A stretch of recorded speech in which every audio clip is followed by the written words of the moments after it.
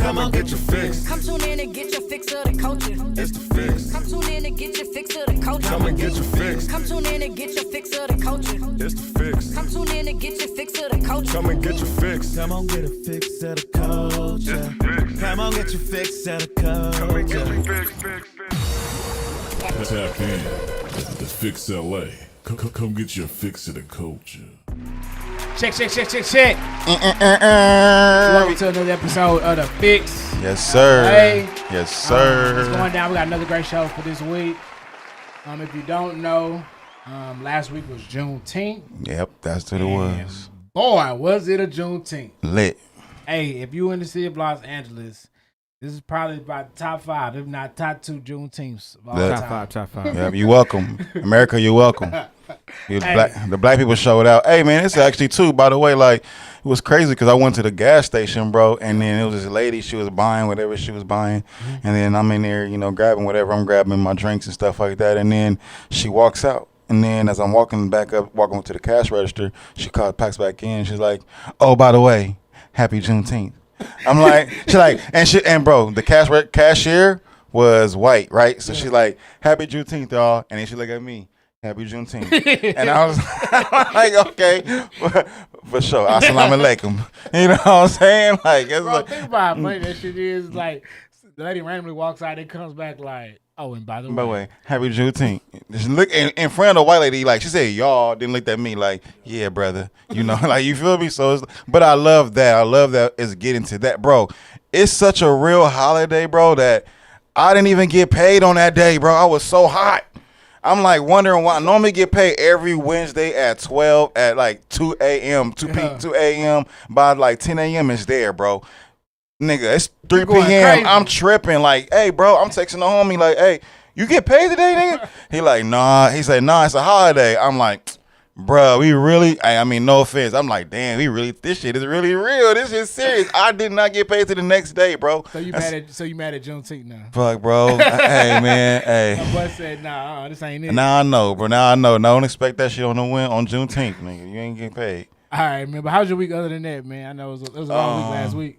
So my week was pretty much, man, I'm just, I've been really grinding, so it's really just been me locked in. What did I do? What I did the weekend, I did hit a baby shower up. It was a vibe. Did the daddy have the Burberry on or whatever? Oh yeah, no, we was playing some of the games. It was cool, bro. It was like a Wonderland. What's that show? Or Starland?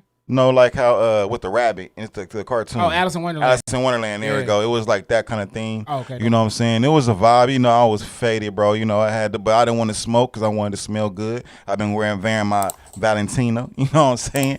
And so, yeah, man. I was trying to. Baby shower food there, bro. Baby shower food was catered, but it was. But what was what food they had there? Because okay, they had so a baby shower. I'm just gonna let you know, my boy girl, she is Latina. Oh. So we had, had a regular baby tacos catered. You know what I'm saying? Hell no. We had Hell no. we had tacos catered, bro. They had carne asada, chicken.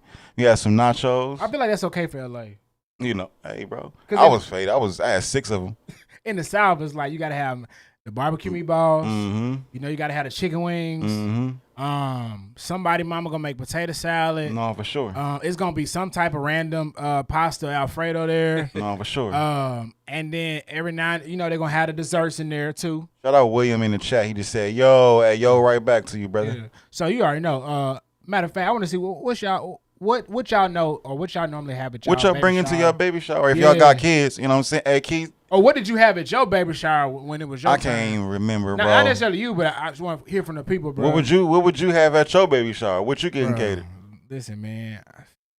Baby shower. Are you having would you say your boy had catered his wedding? Papa Do's? Are you having Papa Do's at yours? Yeah, my shit gonna be sponsored by Whataburger. Nah, man. It just depends on where I'm at. But honestly, I would keep it traditional. Mm-hmm. I would literally show up in a Burberry fit, dressed the part. Of course, we're gonna have meatballs, the pasta and all the other shit too that people normally have. I probably have like a strawberry cake or something. I'm gonna keep it traditional, bro. You gonna be on the grill? You ain't on the grill though. I ain't gonna grill, man. I don't want to keep. Some people be sensitive about what they eat. They want to, they like, nah, I cook it. No, I don't care, bro. Okay, We're okay. gonna throw down. But I think I'd have two.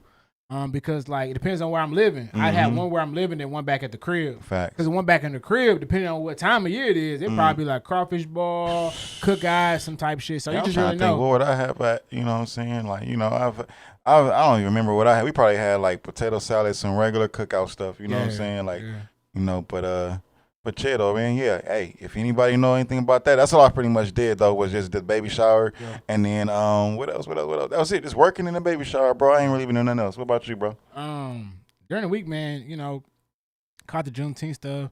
I didn't really go out nothing. I just caught it at the crib. Mm-hmm. Shit, should have did a watch party. I was trying to say, hey, next time we get an event like that, whether it's Drake or whoever, bro, we gotta have a watch party, bro. I think I seen some watch parties on YouTube.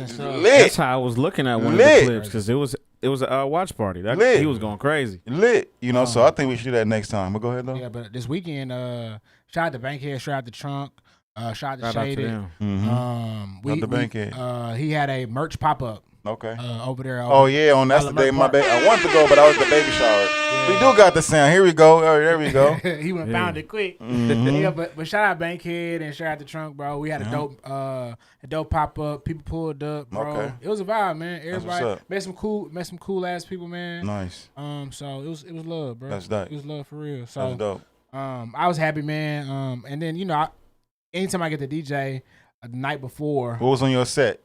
What were your top top 3 songs on your set?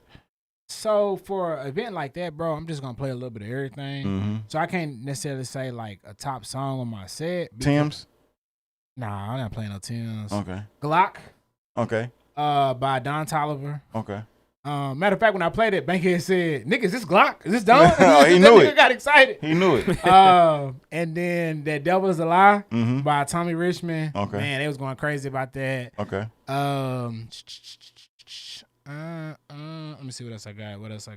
Oh, because we might as well be talking about what. Well, now we're gonna get into what you're listening to anyway. But what were you playing? But what I was playing, I definitely played a lot of Westcoast stuff. You know what I'm saying? Bro told me that's what he wanted to hear, so I definitely played that OG Jeezy.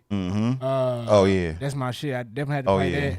You played any of that new YG? This shit is that now. I did, but I didn't play. I played Shake. Hey, Shake is cracking. I played Shake. So that's my popping. shit. But yeah, bro, I play a little bit of everything, man. We started off with the '90s R&B, nice, and then we walked it all the way. What was that? What you was playing? Some Brandy?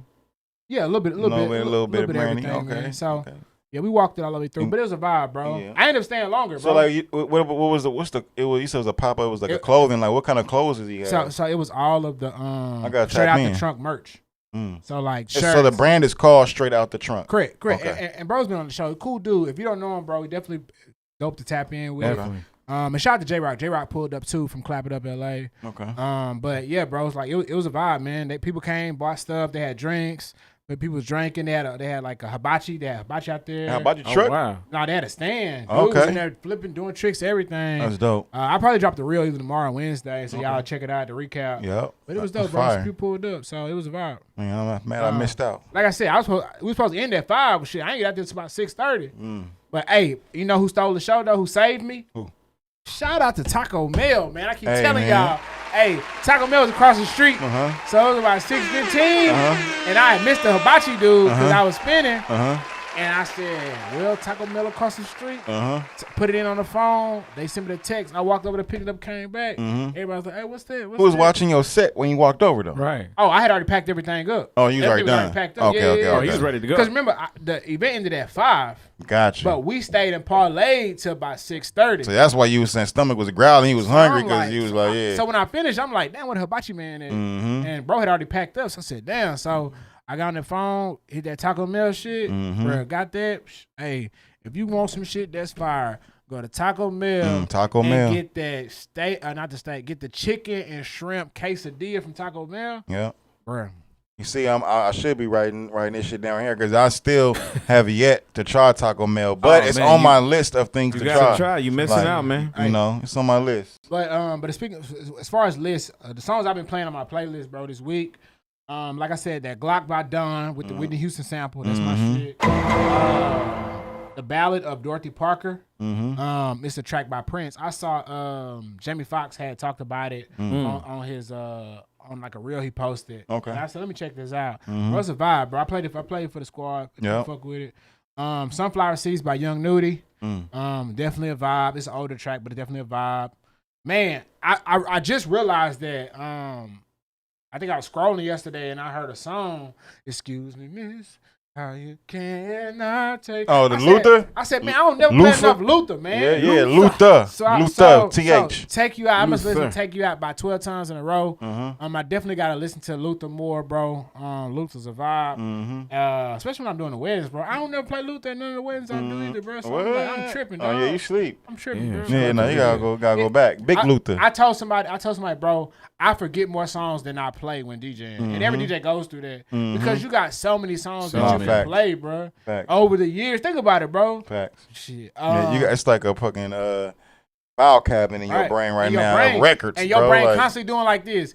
You trying to remember songs, and then also you forgetting songs just as fast as you remember because somebody might walk up after the conversation. Yeah. And then the last song is a new song that just came out, Shoreline Mafia. It's called Work. I ain't heard that one, so I'm gonna download that one on mine. Video crazy. We'll play that video for it? Video crazy. Yeah, for sure. I know it gotta be. So yeah. Yeah. For me, what I've been on my playlist, well, I've been listening to that Fresh Juice playlist. You know what I'm saying? Yeah. Hey, that was dope when you put that shot last week. I said it's hard. Oh, thank you, bro. I've been working on this playlist thing. You made the graphic too? Yep. Damn. Yep. Yeah, I'm trying, bro. You know what I'm saying? Because I know, like, now you with Apple, you can share your playlist and stuff. So, follow me on Slauson F Juice every Tuesday. Probably tomorrow I should have it out.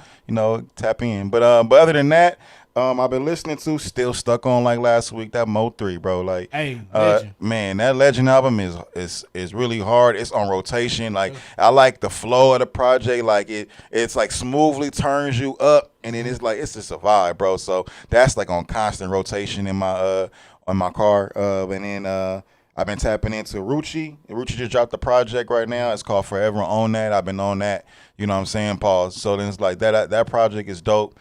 And then that Lil Russell, man, Give Me a Beat, bro. Like, I've been slapping that. Like, that's also on heavy rotation right now, bro. That's like my theme song. Like, as soon as I wake up, bro, I'm just, I'm over there busting my little, my Bay Area move, so hitting that yee, you know what I'm saying? But that's what I've been listening to, Hey, one thing I like about Lil Russell, he'll make a song and put it out. And then he'll go back, and when he posting the content, he'll have somebody doing a live instrumentation, and then he'll rap, or somebody maybe make a whole different beat, and then he'll rap that verse over there, and he'll give it a whole different vibe. He just did King Kong on his page recently with a different beat, and I was like, man, it's hard, man. Even I like how he does is like if you're gonna learn anything for Lil Russell, you're gonna learn marketing.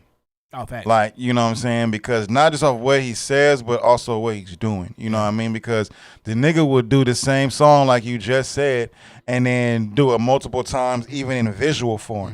He'll be outside of a liquor store and he'll do one song. And then he'll be at a park with some kids and he'll do the other one. And he might be in the studio and then he might be at the what's it called, a gondola? Or whatever, the shit in the backyard. The pergola. What's it called? The pergola. Yeah, at the pergola. You know what I'm saying? He doing it that version. So it's like, it's just dope to see like how transparent he is with his music, with himself. Bro out there walking down the street in Crocs, no shave, and he's just giving you game, So yeah, bro, he's motivational. Hey, so speaking of Lil Russell, bro, so I'm not from LA. I'm from Texas. I just discovered Storm. I didn't know. I never knew. So the girl that's in Lil Russell's video is sure. Storm. I just thought it was a random chick. Damn. So I didn't know that until after the Kendrick shit. I saw somebody shouted her out, and it was like, "Shout out to Storm, I'm a fan." Blah blah blah. And I was like, "Who is that?" And I saw the picture was like the girl that was on stage, and so I went down her page or whatever. Dope. And it's a lot of stuff she got with Lil Russell. Dope. No, it wasn't a lot of stuff she had with Lil Russell. It was just all the stuff that she's done. She's done, period. And then one of them was like a whole piece about like her life story and stuff, how she played football and some other shit. I got tap. And I was like, damn. Yeah, I know that. And she played football? Yeah, bro. Crazy. Bro, shit. Crazy. Okay, so, shout out to her. Yeah, so shout out to Storm. I'm a fan now. And so now when I watch LaRosa videos, I know the chick in LaRosa videos is Storm. It's her. Yeah, that's I dope. I didn't know that. So that was dope, bro. That's dope. I felt like that was Black History. but sure, because like you said, I didn't know that. Like, especially a female playing football, I'm tapped in now for sure. No, facts, bro. She got like a post, and I was saying, she had like a post on her page, and she kind of told like a lot about her life and shit. And so I was like, okay. That's good, man. That's good. Shout out her, man. You been watching anything, bro? Yeah, man. I'm still on that dark matter on Apple TV. If y'all ain't tapped into it yet, please go tap into it. I'm telling you, it's a must watch. They also got this other show. I can't think of the name of it right now. I should have wrote it down, but it just popped up in my head right now. It's on Apple TV too, but it's like it's like about this guy, man. He used to be a lawyer, but then he kind of gets caught up. Like his mistress dies, and then mind you, I said his mistress dies, bro, and then now it's about to get put out that like who was the last person. He was probably the last person she was with, but mind you, he's a lawyer, so it's like he's trying to take on the case. It's like one of those whodunit dramas. You know, I can't think of the name. I think it's called something innocent, proven innocence, or something like that. It's on Apple TV. I saw like the first 2-3 episodes. Y'all go tap into that if y'all need something to watch.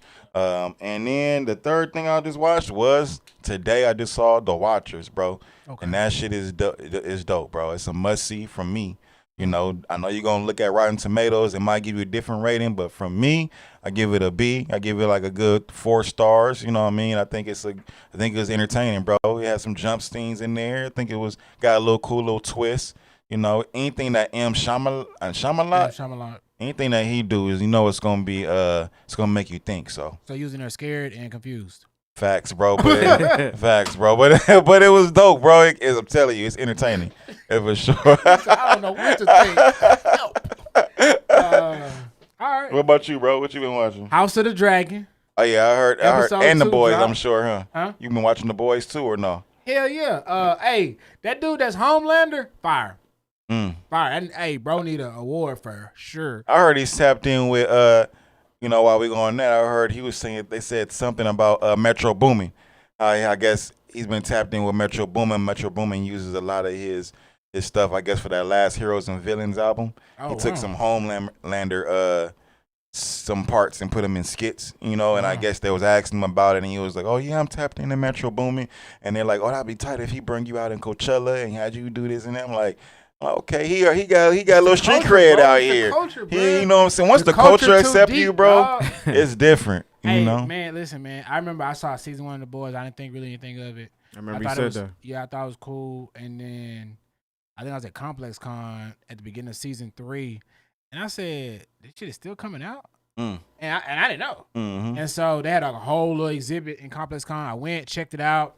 They gave me a shirt or whatever, and so I said, "Man, let me try and watch this again." And I was traveling at the time, so on all the airplane rides, I kept watching. I said, "Man, shit good." And so now, you know, they in season 4.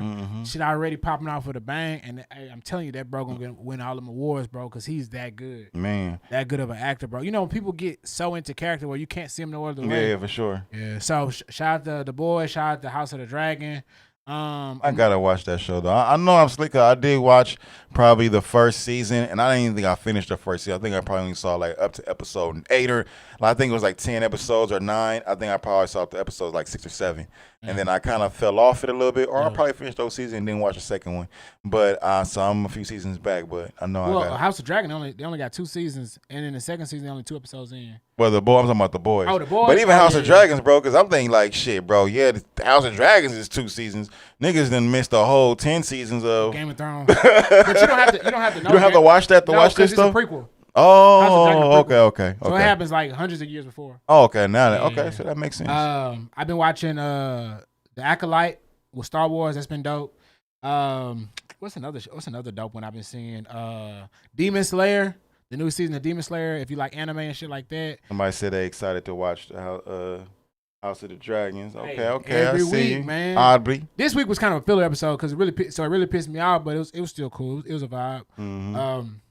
And then there's another show I've been watching too. Oh, The Bear. Season 3 of The Bear drops on the 27th, so this Thursday.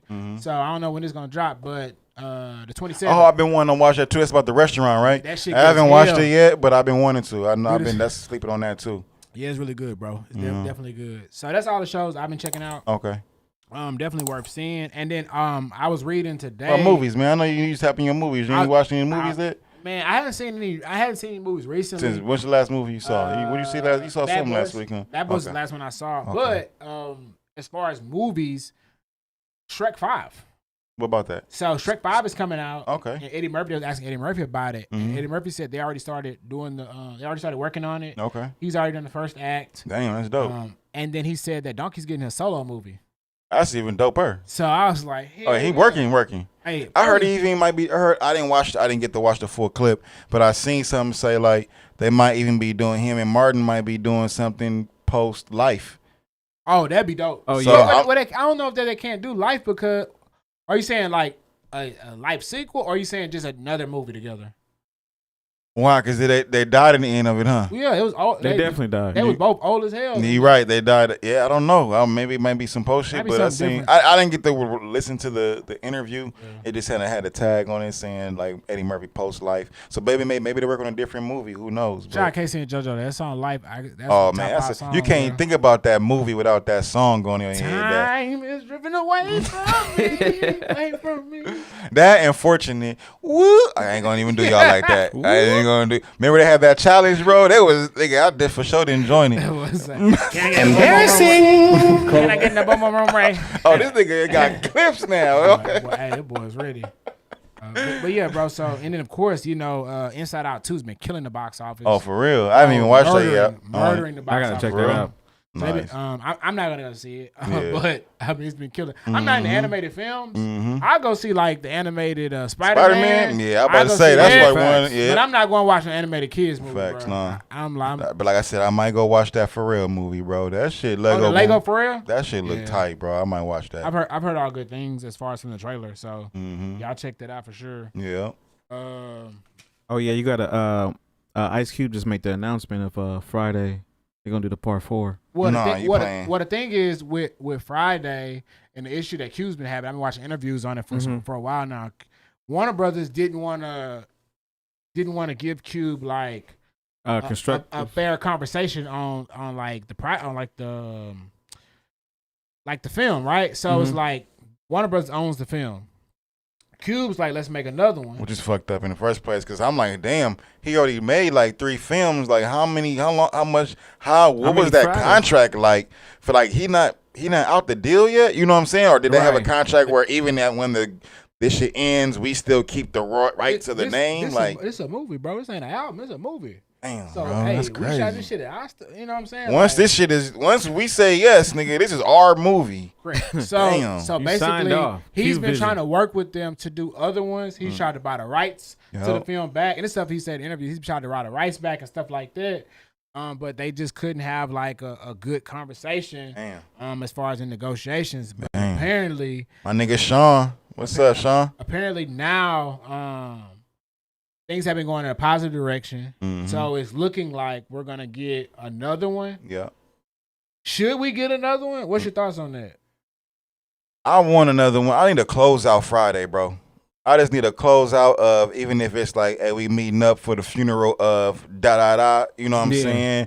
Or like, like the gentrification, they can play off of that. Like, we done moved out the hood, but we coming back to buy back the block. And I'm getting back with, my cousin, and we going to try to buy back the block. Like, I feel like we just need a good last spin, well off. I don't think we've gotten out yet. There's There's going to be a lot of comedians, like new ones, in there too. But if it's going to be like Coming to America 2, I don't want it. I'd rather it's not happen. Damn. Yeah. I wanted to be. Was Coming to America 2 that bad? Bro, what? Terrible. Yeah. I was at the premiere when they released it. I didn't ever watch it. I want to say this was like during COVID, a year after COVID. And I went to the premiere, bro. Now they hooked us up with all kind of stuff. It was dope. You had to do it was a drive. Like everybody was in there, like Kevin Hart, all them people was in there. Bro. I think it's just more the celebration because I think sometimes you just can't touch classics. Sometimes you just can't do that. Everybody was in the film, but the film, in my opinion, the storyline. What was bad about it? It just the storyline was bad. Wasn't hidden. It was a parody movie more than it was an actual movie. So it felt like you was watching a glorified YouTube video. Right, people getting their cameos in. Yeah, it was just like, I didn't get nothing out of it. Bro. It's a waste. Okay. Yeah, shout out to them for making the film and all, but I was like, they shouldn't have touched it, bro. Yeah, I feel like it was a money grab. Don't we got Beverly Hills? Now we got that coming out. That look good. July 4th. I'm ready for that. But that's Looks gonna good. hit up on Netflix, right? Yeah. Yep. Yeah, so- Axel. Yeah, man. so- Shout out. I seen that Big Sean was at the premiere. He got his jacket signed. You know what I'm saying? And I was hoping, because when he was getting that jacket signed, I was like, you gotta frame it. And he did tell me, he's like, I'm gonna frame this. You know, so I'm like, you know, what's somebody that you wouldn't mind getting like an autograph from? Bro, I got autographs from all my people. Real? Goku.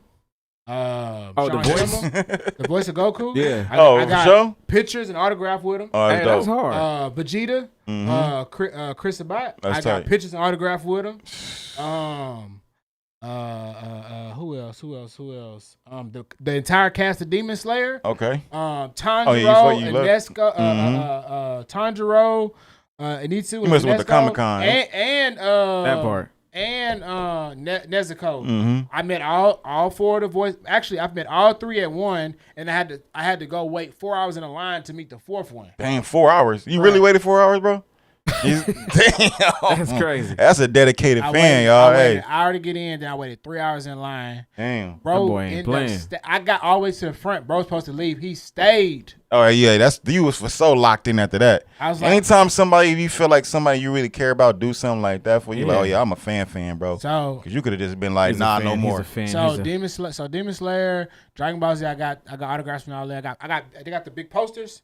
So whenever I get like a bigger crib, I'm gonna get them framed, just hang them all on That's the wall. how I want to decorate mine too. So just imagine, I got a giant picture of Goku signed by Goku. I got a giant picture of Vegeta signed by Vegeta. I got a giant poster of Demon Slayer signed by all and of them. Goku died, right, or something like that. No, he's still alive. Which still one? alive. Which No, one that's that died the, in the Creator, recently? I think, right? Who? Didn't The somebody- creator, Torian. The creator the died. creator Oh, of Dragon Ball Z died.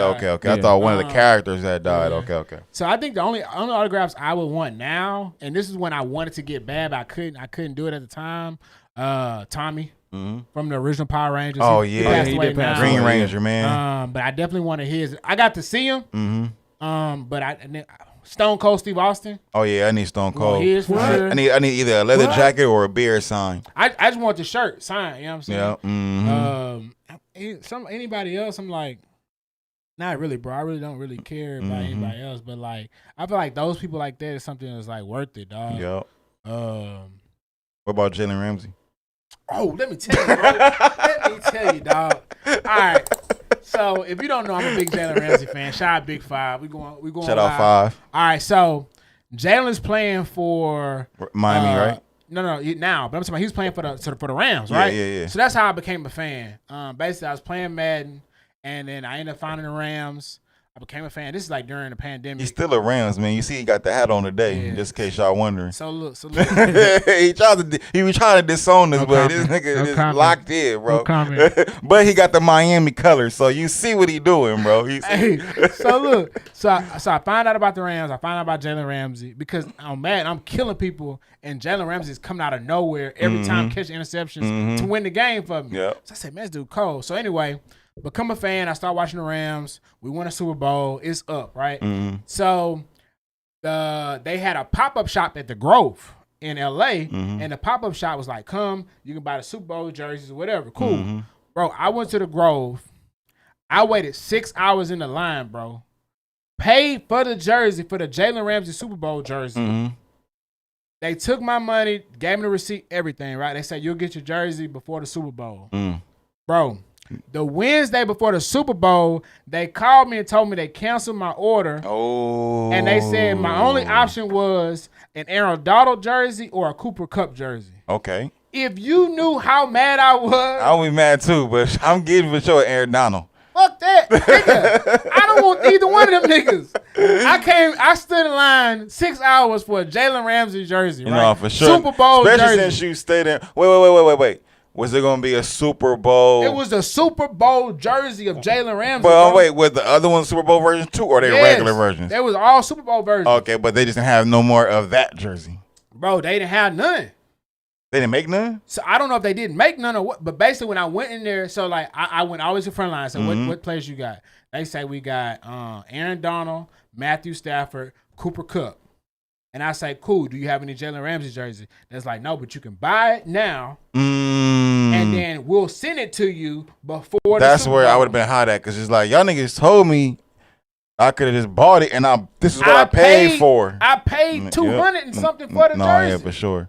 So if I paid this much for the jersey, waited this amount of time for you to tell me between Cooper Kupp and Aaron Donald, I'm like, I don't give a fuck about either one of them. Yep. I was like, because you think about it, if you're a certain type of player, fan, then you want that. That's like if I want a LeBron one, they like, all we got right now is Austin. No, who got to be in that? Yeah, I got Austin Reeves and Anthony Davis, and it's like, fuck, bro. I want a LeBron though. You're like, what?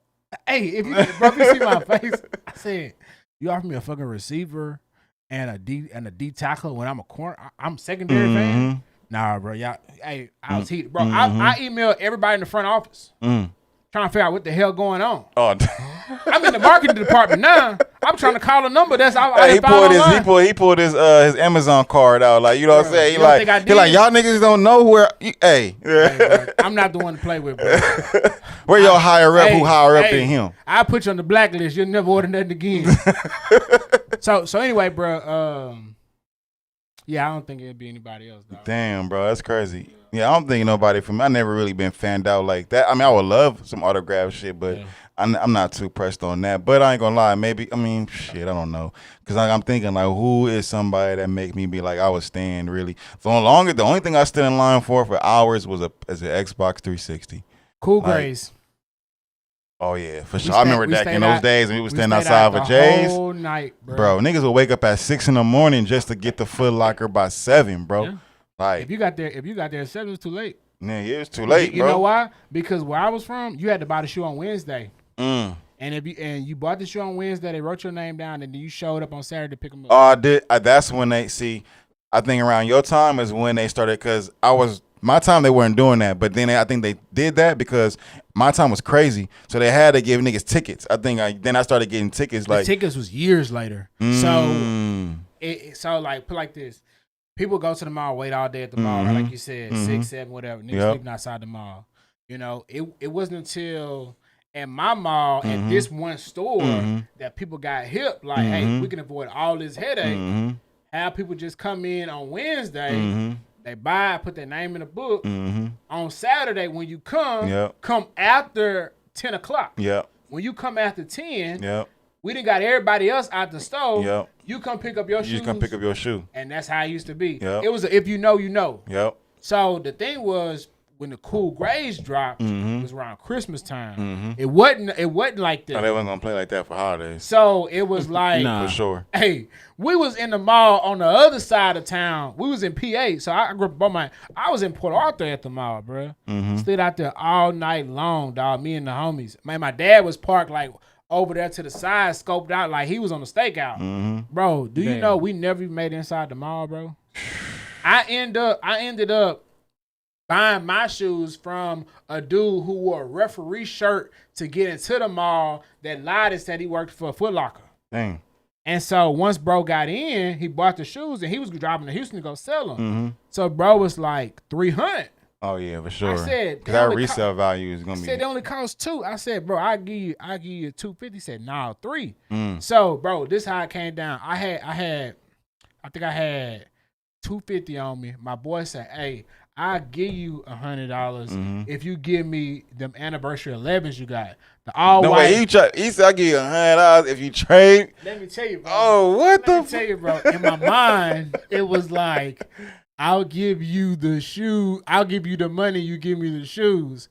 And I'm like, all right, anniversary 11s. They all white, no Jordan sign. I had never worn them. My plan was to wear them to prom, or if I got married or some shit, right, bro. I said, bet. The nigga gave me the $100. I said, I'll bring the shoes later. So I bought the shoes from the nigga. So I got the Cool Grays or whatever that morning. And it wasn't until a month later I realized, I said, where the hell my 11s at? I said, wow, I really sold my 11s for $100. Bro. Nigga. That was hey, he trying to catch you in that heat at the my moment, nigga bro. Caught me, bro. Yeah, because that was desperate. It be your own people, dog. That was desperation, bro. You like, fuck, I need these right now. It was FOMO because I was the only homie that got them. Nobody else got them because we waited outside. Basically, it's two sides of the mall, right?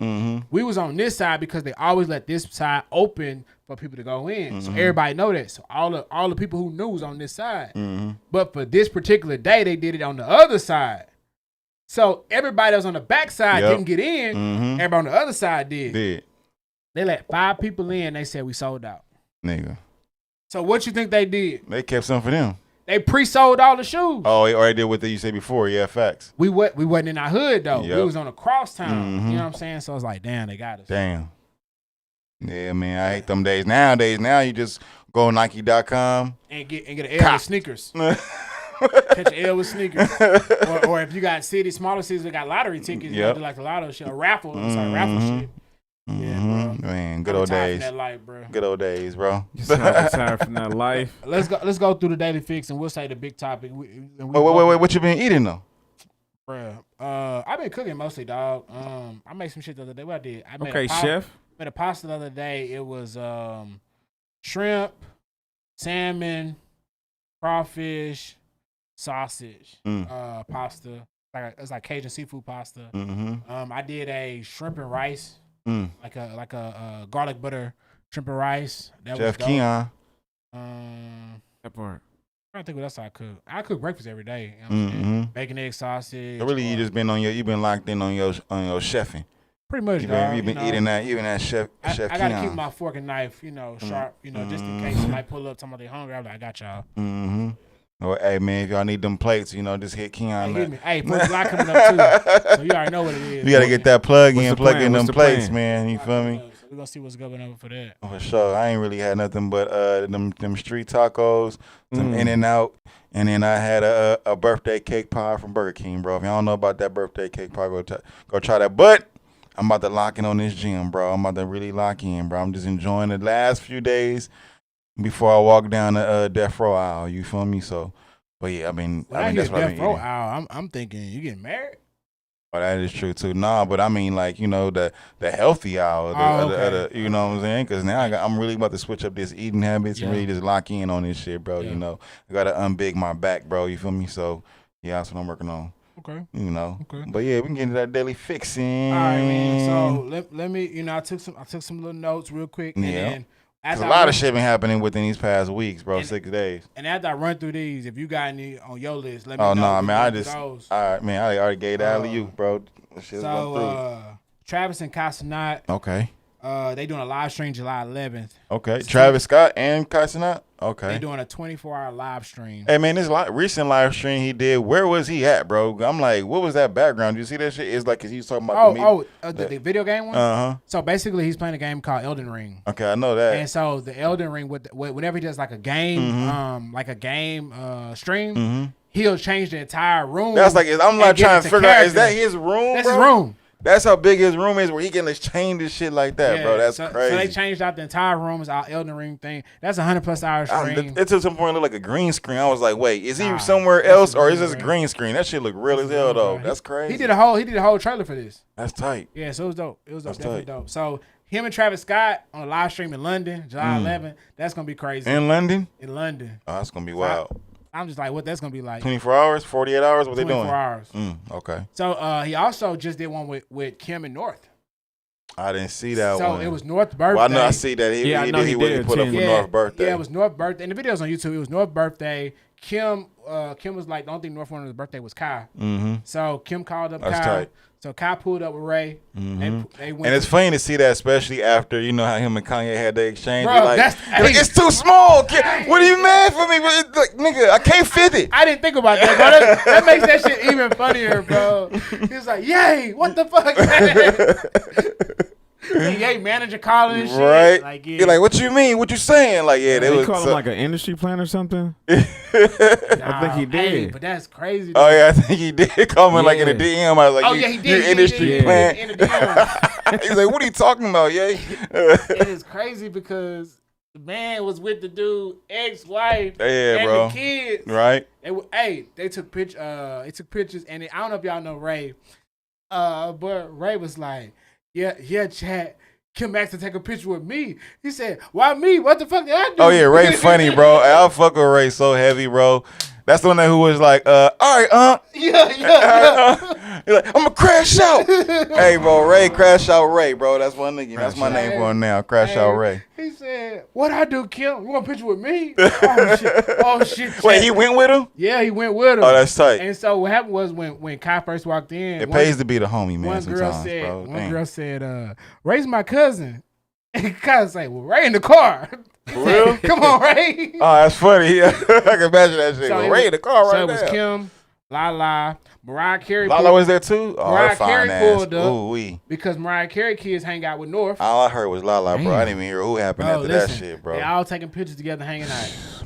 So yeah, it was a vibe, man. Shout out to North. And so Ray was saying like it was really cool because like it was like when they went skiing or whatever, he was like Kim was real laid back, like she helped Kai like with his like shoes or whatever. And he said she's like a super mom, like a W mom. I was like, damn, that's dope. That's good though. But yeah, man, I didn't got all into it. But yeah, that's Justin fine. Timberlake got a DUI. Damn, I seen that, man. I seen the video of him at a concert and they was looking at his eyes. I'm like, this nigga do look demonetized. Why bro. are you Like, driving?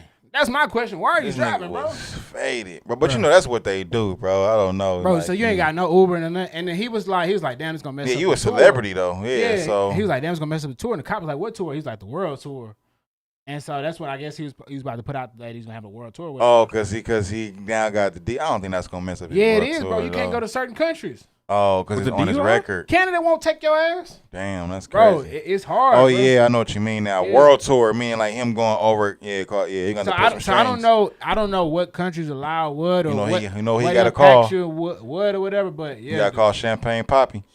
He gonna get you over there. Hey, He cool with Drake. Yeah. He cool with Drake. if he right? got 21 over there, if he got Durkee over I'm there, saying. Right. That's why them niggas ain't saying nothing. They like, Man, I don't know y'all niggas. I'm new to the nigga. BBL who? who nigga? Nah, bro.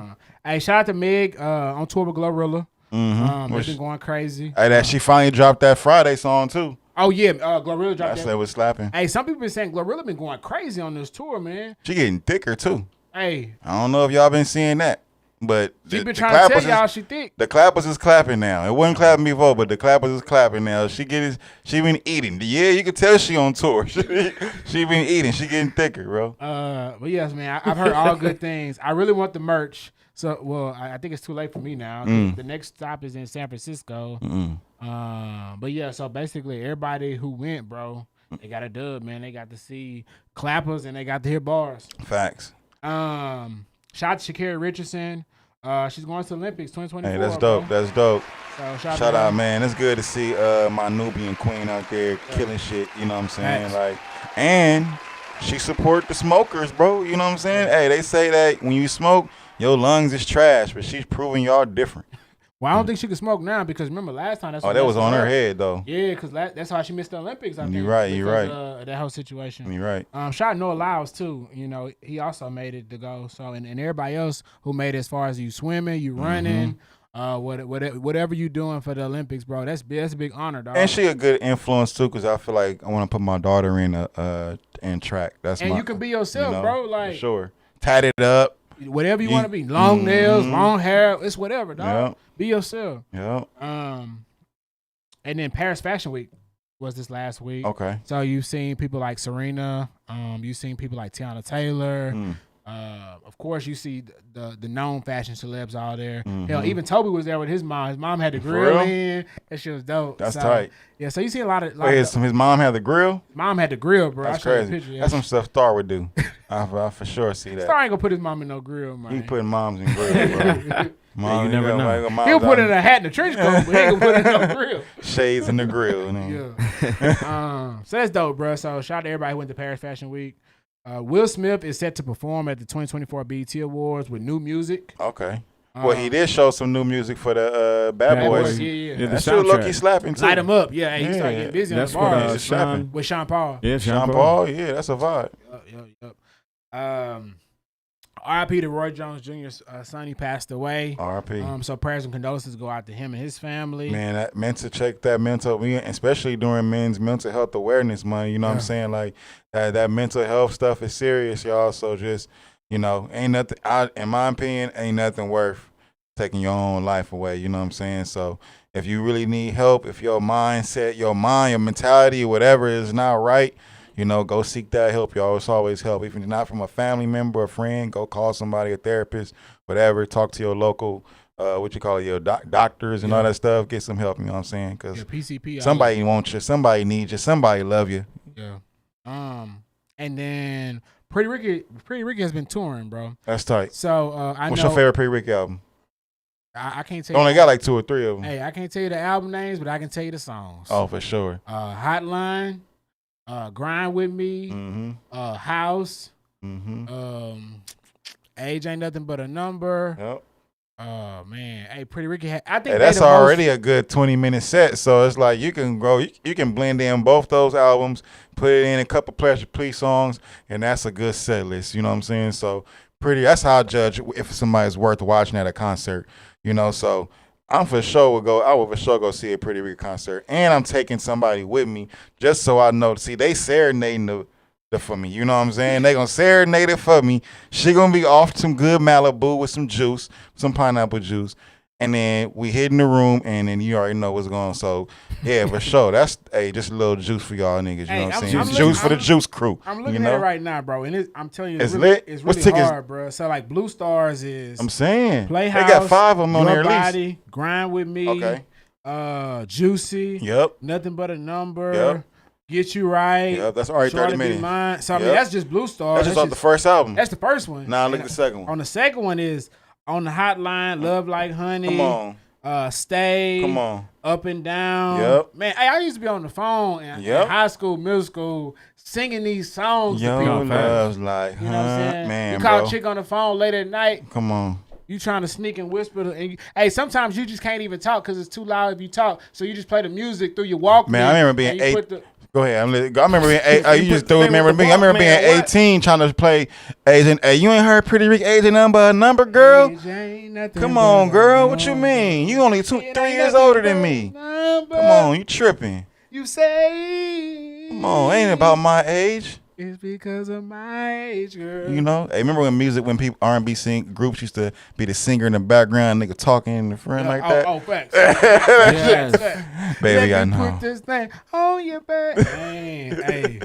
No, Look that's at classic your though. Shout out to eye. Pretty Ricky, man. Like, So yeah, so they've been to a couple cities in Texas. Nice. And I'm sure they're going other places too, but Yep. I've been seeing it from all my friends' stories. Mm-hmm. Every city that they've gone. So I was like, damn, yeah. I go see Pretty Ricky, bro, for sure. 100%. No, for sure. I'm for sure about to see Juvenile. It's on my list. Juvenile got a concert he on coming tour out, too. He on tour and too. it's gonna be. I think he's gonna be out here in October. Yeah. I'm for sure going to see that because I just have a feeling that's gonna be lit.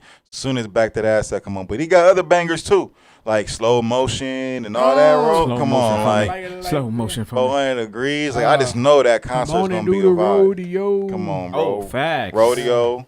So I just feel like that's just gonna be lit. Juvie. So I'm in there. So I actually just watched a concert I went to of his in New Orleans for Mardi Gras. Oh, when he did don't Zulu tell me Ball. that. I know that was cracking. Bro was in a suit going crazy. And he uses the actual band too, I think, right? Or no? For this one, he didn't use a band. Okay, It was okay. I just- think it was he's just starting him. to do that, and maybe that's No, new the something new Tiny he Desk. doing. Because But of the Tiny Desk, he had Yeah. the band with him. yeah, so now because the concert says Juvie and the something band, like it's Okay. like I'm like he That's tapped hard. in on his Tiny That's Desk hard. tip, so yeah, it's gonna be tight, man. I'm Did you ever excited. see Juvenile's Tiny Desk? Yes. Oh yeah, bro. I stayed up all night randomly, and I was up. I was like, "Yeah, Tiny Desk about dropping an hour." I said, "Fuck, I might as well keep rolling." But Nah, that he shit's got good. like Juvenile was actually like one of my. He not in my top 10, but he's actually one of my influential artists that I listened to growing up. Like, and he's somebody that I got into. I always been a fan of, the Cash Money era. But you know how Oh, sometimes some songs hit different when you older. Yep. Like when you listen to them again and you like, damn, this nigga was spitting. Like, Paper Chaser, you on the block, got fire. You know what it means. nigga, I'm listening to these albums. I'm like, hey, this is actually like my favorite. Like 400 Degrees, I see why it was such a big album back then now. Because like damn near 80%, 90% of them songs in there was bangers, bro. So shout out to Juvie, man. Yeah, and it was a brand new sound at the time too. Shout out to Jonathan Majors. He received the Perseverance Award at the, Hey, man. at the 4th annual Hollywood Unlocked award show. So Yep. shout out Hey, to him. hey, He we been get some breaking clappers down. on that? Can we get some clappers on that? No, I was talking sure about get can. some Meg or Gorilla clappers on that. No, nah, but hey, no, cause look, I was telling niggas he didn't call it out yet, but I was telling niggas cause I heard he got another role. Like I heard Yeah, he got another movie. he got another movie coming out, and I told niggas that I was like, Merciless. this nigga was gonna come back. They gonna do little by little, but He he's got to gonna build He got to build his way up. He got to rebuild it, but he's not out the game, Strong bro. PR team's all you need, bro. Yeah, That's it. for sure. That campaign, For get it sure. right back going. For sure. You That back. Marvel money's getting put to use, bro. Oh, 100%, bro. And he still got some things to do with Marvel. Don't think he done with Marvel. Oh yeah, I don't think he's done either yet. He still got some shit to do with Marvel. Mm-hmm. R.I.P. Julio Fulio. Oh yeah, another one. Sorry. Bro passed away on his birthday. Damn. From a shooting outside in Tampa. So Shout out Eduardo in here. My bad. Shout out Eduardo. Shout out Frenchie. My bad. I just want to get shout outs in here.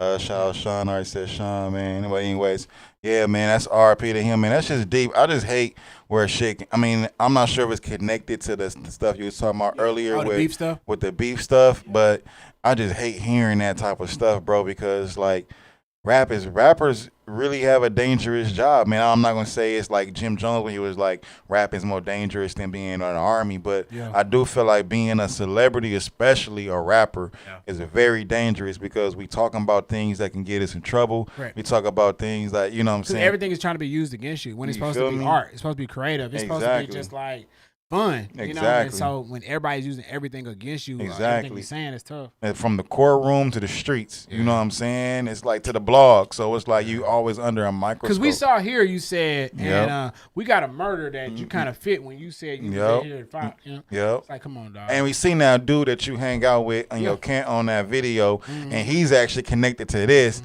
And so was that a real gun in that video? Matter of fact, yeah, Let's run it. That's crazy. so Double XL, Yep. they dropped their new list today. I'm glad we got back on this subject. I'm gonna let you finish, and I'm gonna say something about it. Go ahead. No, go finish.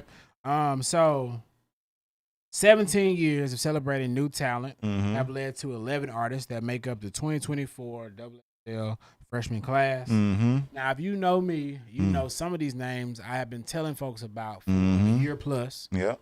But I'm reading the names. Let's go. Lay Banks, Mm-hmm. Maya the Don, Mm-hmm. Huncho, Okay. Skilla Baby, Rich Amiri, Scar Lip, Mm-hmm. Four Bats, Boss Man D-Lo, That Mexican OT, Big X the Plug. Yeah, that's a good 7 of them out. How many years on there? 11. So That I knew. I've been telling folks about Big X. Yep. Definitely been telling folks about Cash Cobain, That Mhm. Mexican OT, Boss Man D-Lo, hell, Four Bats. Mm-hmm. So, bro, hey, when I be telling y'all some of these artists, bro, y'all gotta tap in, gotta listen. Mm-hmm. If you know anything, I've been preaching the gospel of Big X the Plug since when, Star? Mm-hmm. The beginning of the time. Nah, facts. So it's just like, for me, it's just like, told y'all niggas. Mm-hmm. I told y'all, stamps. No, facts. My thing is, I'm just like, one thing, I got probably 3 points I want to make on there, because one came to me earlier about when we was having a conversation about another artist. So it's like, one, I don't like how they use the title of a West Coast song, and then there's no West Coast artist on this cover. Hold on, And then- hold on. You said you like what I title? don't like how the title of the cover is "They Not Like Us," Oh, okay. and I'm like, That's so the they thing. took the Kendrick Lamar, the West Coast song, Mm-hmm. and they put it on the cover, but with no West Coast artists on there. And so it would have been dope if this cover was all West Coast artists with that title, and I would have been all the West Coast artists coming up. But I'm not trying to be West Coast biased, so we could keep it however they have it right now. But at least one artist should have been on there. Now, me and Key had this conversation earlier. We was talking about, certain artists. He was like, some may not been ready for this type of exposure. But there is one that we agreed on. I think there's one sleeper that we talked about earlier that we didn't mention earlier, but we did mention him in this conversation, which was La Russell too could have been on there. Oh, hell yeah, You know what I'm saying? And so we didn't think about that earlier. We had that conversation before the show. So I was like, 3, but we also talked about 310 Baby. Yeah. And we was like how he had the biggest song of the year, especially him being 17 and going through what he was going through, doing all In high these school, festivals in high school. Like, Coachella, Summer Jam, Lollapalooza, yup. Rolling Loud. Man. He's doing all these festivals. Exactly. Went platinum. It went platinum. Like, so I just felt like it's starting to seem like what Kendrick was saying, like the industry is kind of West Coast biased. But I think hopefully I'm thinking that's going to change this summer because I feel like it's a lot of things going on right now with with the pop-up show. I know we're gonna talk about that a little bit later, but I just feel like, like Lil Russell too. Like we see Lil Russell Lil Russell just had a video with Busta Rhymes just in it. Like he's getting respected he's on tour with T-Pain. So when we say like, well, some of these artists ain't outside of California, but we seeing these other artists outside of California giving these guys they flowers, it's like, bro, no, they are respected. It's just that I don't think we get, as far as like the blogs and everything else, they don't give us our flowers, Yeah, because I was telling bro earlier too. I said you got to think about where these people from. Like some of the people in an office in New York, or they in a room in Atlanta, or they somewhere far away where if the music don't transfer over, they not gonna hear it. So like, if I'm an artist in Florida and I got my shit popping in Florida, and I'm known in Florida. Okay, does my shit resonate with stuff in Texas? Does it resonate with California? No, does facts. it resonate in Seattle, Washington? Does it resonate in Chicago, Minnesota, New York, New Hampshire, Rhode Island? That's the thing, is like you want your music to be able to resonate in all markets, because once somebody hear about your music way across and more people are hearing about it, that's when you start getting your name put on lists, because now you undeniable. No, for sure. So, for example, in the South was popping for a long time, but only in the South. It wasn't until some of the North artists started coming down and some of the South artists started going up to where people start putting respect, because now you got to. Well, change. We even like adapting to the sound, like like for instance, I feel like I might be contradicting myself right here, because I did look at some. I was telling Star before. I noticed that you can look at radios. If you could type in a radio station, you can go see what they've been playing, or the top 10 songs that they play in that market. So I did that recently, and I was like I realized how popular Gunna is. I'm like, Gunna's actually top 5 artists getting played, and Offset within every region. Like I went to New York, and I'm like that one with Don Toliver. And then F You Mean, but with Gunna, that's getting played in LA, that's getting played in Detroit, that's getting played in New York, Miami. So I'm just like, and I seen some couple Keisha Coles too. I was surprised. I'm like, Keisha Cole out of random spots too. But I go to say but I don't really see a lot of. Now I did see a few 310 Babies, but there wasn't a lot of West Coast artists. So I feel you on that when you're like, that some of this stuff is just regional. Now I'm like, does that mean you should adapt to changing your sound? That's my thing. Is like, okay, should we change the sound and adapt to other people's sound? Would that if we did a Miami sound, would that get played? I don't even think that would make a difference, bro. It's not that, bro. It's about the marketing, right? And it's about the push. Like some of them artists that you're naming, they signed. So that's the label, right? Because the label gonna come to the station and say, hey, this is what we're playing. Because this is what we're paying to get played, right? So like me, I'll read these charts every week. The TikTok charts. The Billboard charts, and I usually send them to y'all, right? A lot of the radio station charts. So I follow just about every major city's radio station. But not only do I follow the radio station, I follow the Instagram page of the hood news in every city. Are the major cities. So I know what's going on in DC. I know what they playing in DC, in Miami, in Chicago, in Atlanta, in Houston, in Dallas. I'm seeing it. So when I'm telling y'all, hey, this artist popping, it's because I done looked at all these different platforms, on all these different websites, even Hot New Hip Hop, World Star, Ball Alerts, all these different platforms. I'm just taking in all this information, looking at all these analytics, and I'm saying, okay, based on my research, bro. This is who's consistent all across the board. This song is it. Or this is that. Or, hey, they not really rocking with this. Or, hey, I know you saying this artist is him, but I promise you, he's not being played in none of these markets, and these people don't know this dude. You know what I'm saying? He's not there yet. So that's why when I'm reading some of these names on the list, like some of these names on this list, I didn't even know about, never heard of. And I'm like, I'm usually up to speed on some of these, but I was just like, because they didn't have my girl Anicia. Oh yeah, she wasn't on there. She could have been on there, bro. Like, you know what I'm saying? Like, and she just did it. She just, what's her name? Just brung her out in another show that she did with Lotto at Birthday Bash in Atlanta. Yeah, you know what I mean. So it's just like, and that's not a Southern. Oh well, she's from Atlanta. She's from Atlanta, but yeah, bro. So it's like, Caribou could have been on there. Come on, bro. I mean, it's a lot of names that, you know what I'm saying? But if you ain't on there this year, that shit's kind of starting to remind me of the Grammys, bro. Like, how accurate is this, you know what I'm saying, these these artists that you finding, how accurate is the information you're getting. Yeah, true, bro. True. But what else? All right, bro. I know everybody's waiting. Let's get straight into it, dog. Mm-hmm. There's a man named Kendrick Lamar Duckworth. Mm-hmm. Don't forget King. You gotta add the King. He partnered with Amazon Music. Mm-hmm. Shout out to Tim Hemsworth? Okay. Not Hemsworth. Oh man, what's my guy's name? I think it's Tim Hensley. I forgot his name, man. I think it is him. That sounds familiar. I don't want to mess up his name, but bro from the city. Mm-hmm.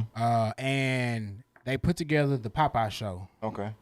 I don't know if you watched it. Mm-hmm. I'm assuming you did. No, I watched the whole Because thing. you from here, right? Hey, West man, Coast. I'm Stand assuming up. you did. It was like a family reunion, bro. For sure, like a family reunion in the backyard. You know, I had to watch it. And if you saw it, you seen what the world saw, bro. Mm-hmm. Millions of people watched, Mm-hmm.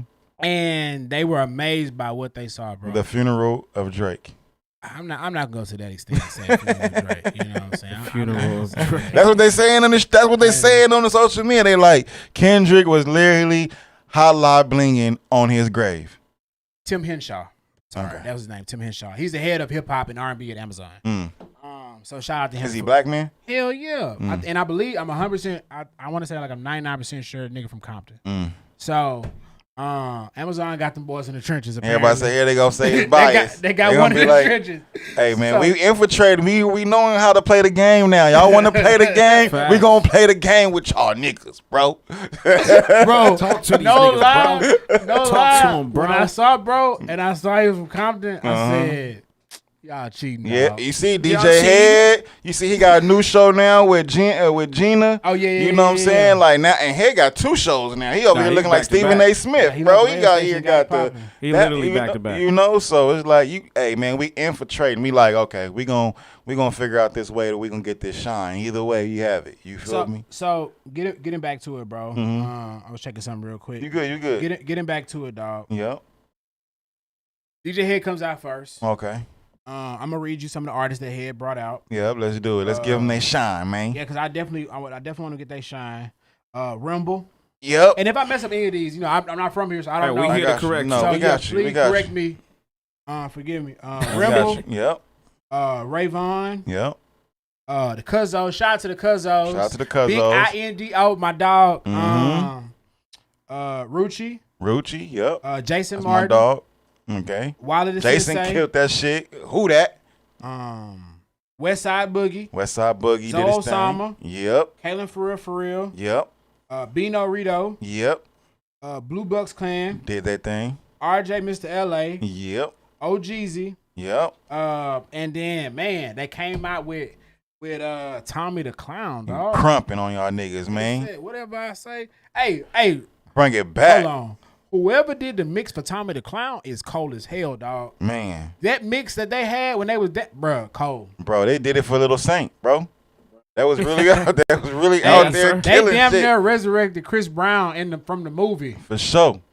They did it for him. And look, and that was just and I like that, like how that set right there Yeah. was like the up and coming. Yeah. Like these are the artists that we got coming, y'all. Like, Yeah. you know what I mean? Like the underground level, whatever, the Jay Worthies, the all that, like you feel me? Like in the whoops, like all that, bro. It was like this is who we got coming, you know what I'm saying? And I loved it, bro. I love that DJ's Head segment was about the underground LA rap scene. All right. Then you had Mustard. Then we get into the commercial. All right. First off, shout out to Mustard, bro, for being real. Did his thing. Mustard was like, hey, bro, I ain't gonna lie to you. I'm a little nervous. You Mm-hmm. know what I'm saying? But we about to turn this shit up. Turn that shit to a club, bro. Felt like live. I was missing was the pole dancers. Hey, he played that Migos. He Migos. played that Fat Man Scoop. Yep. Hey, this what got me. And I'm gonna let bro make it. And I'm gonna let y'all make it. Mm.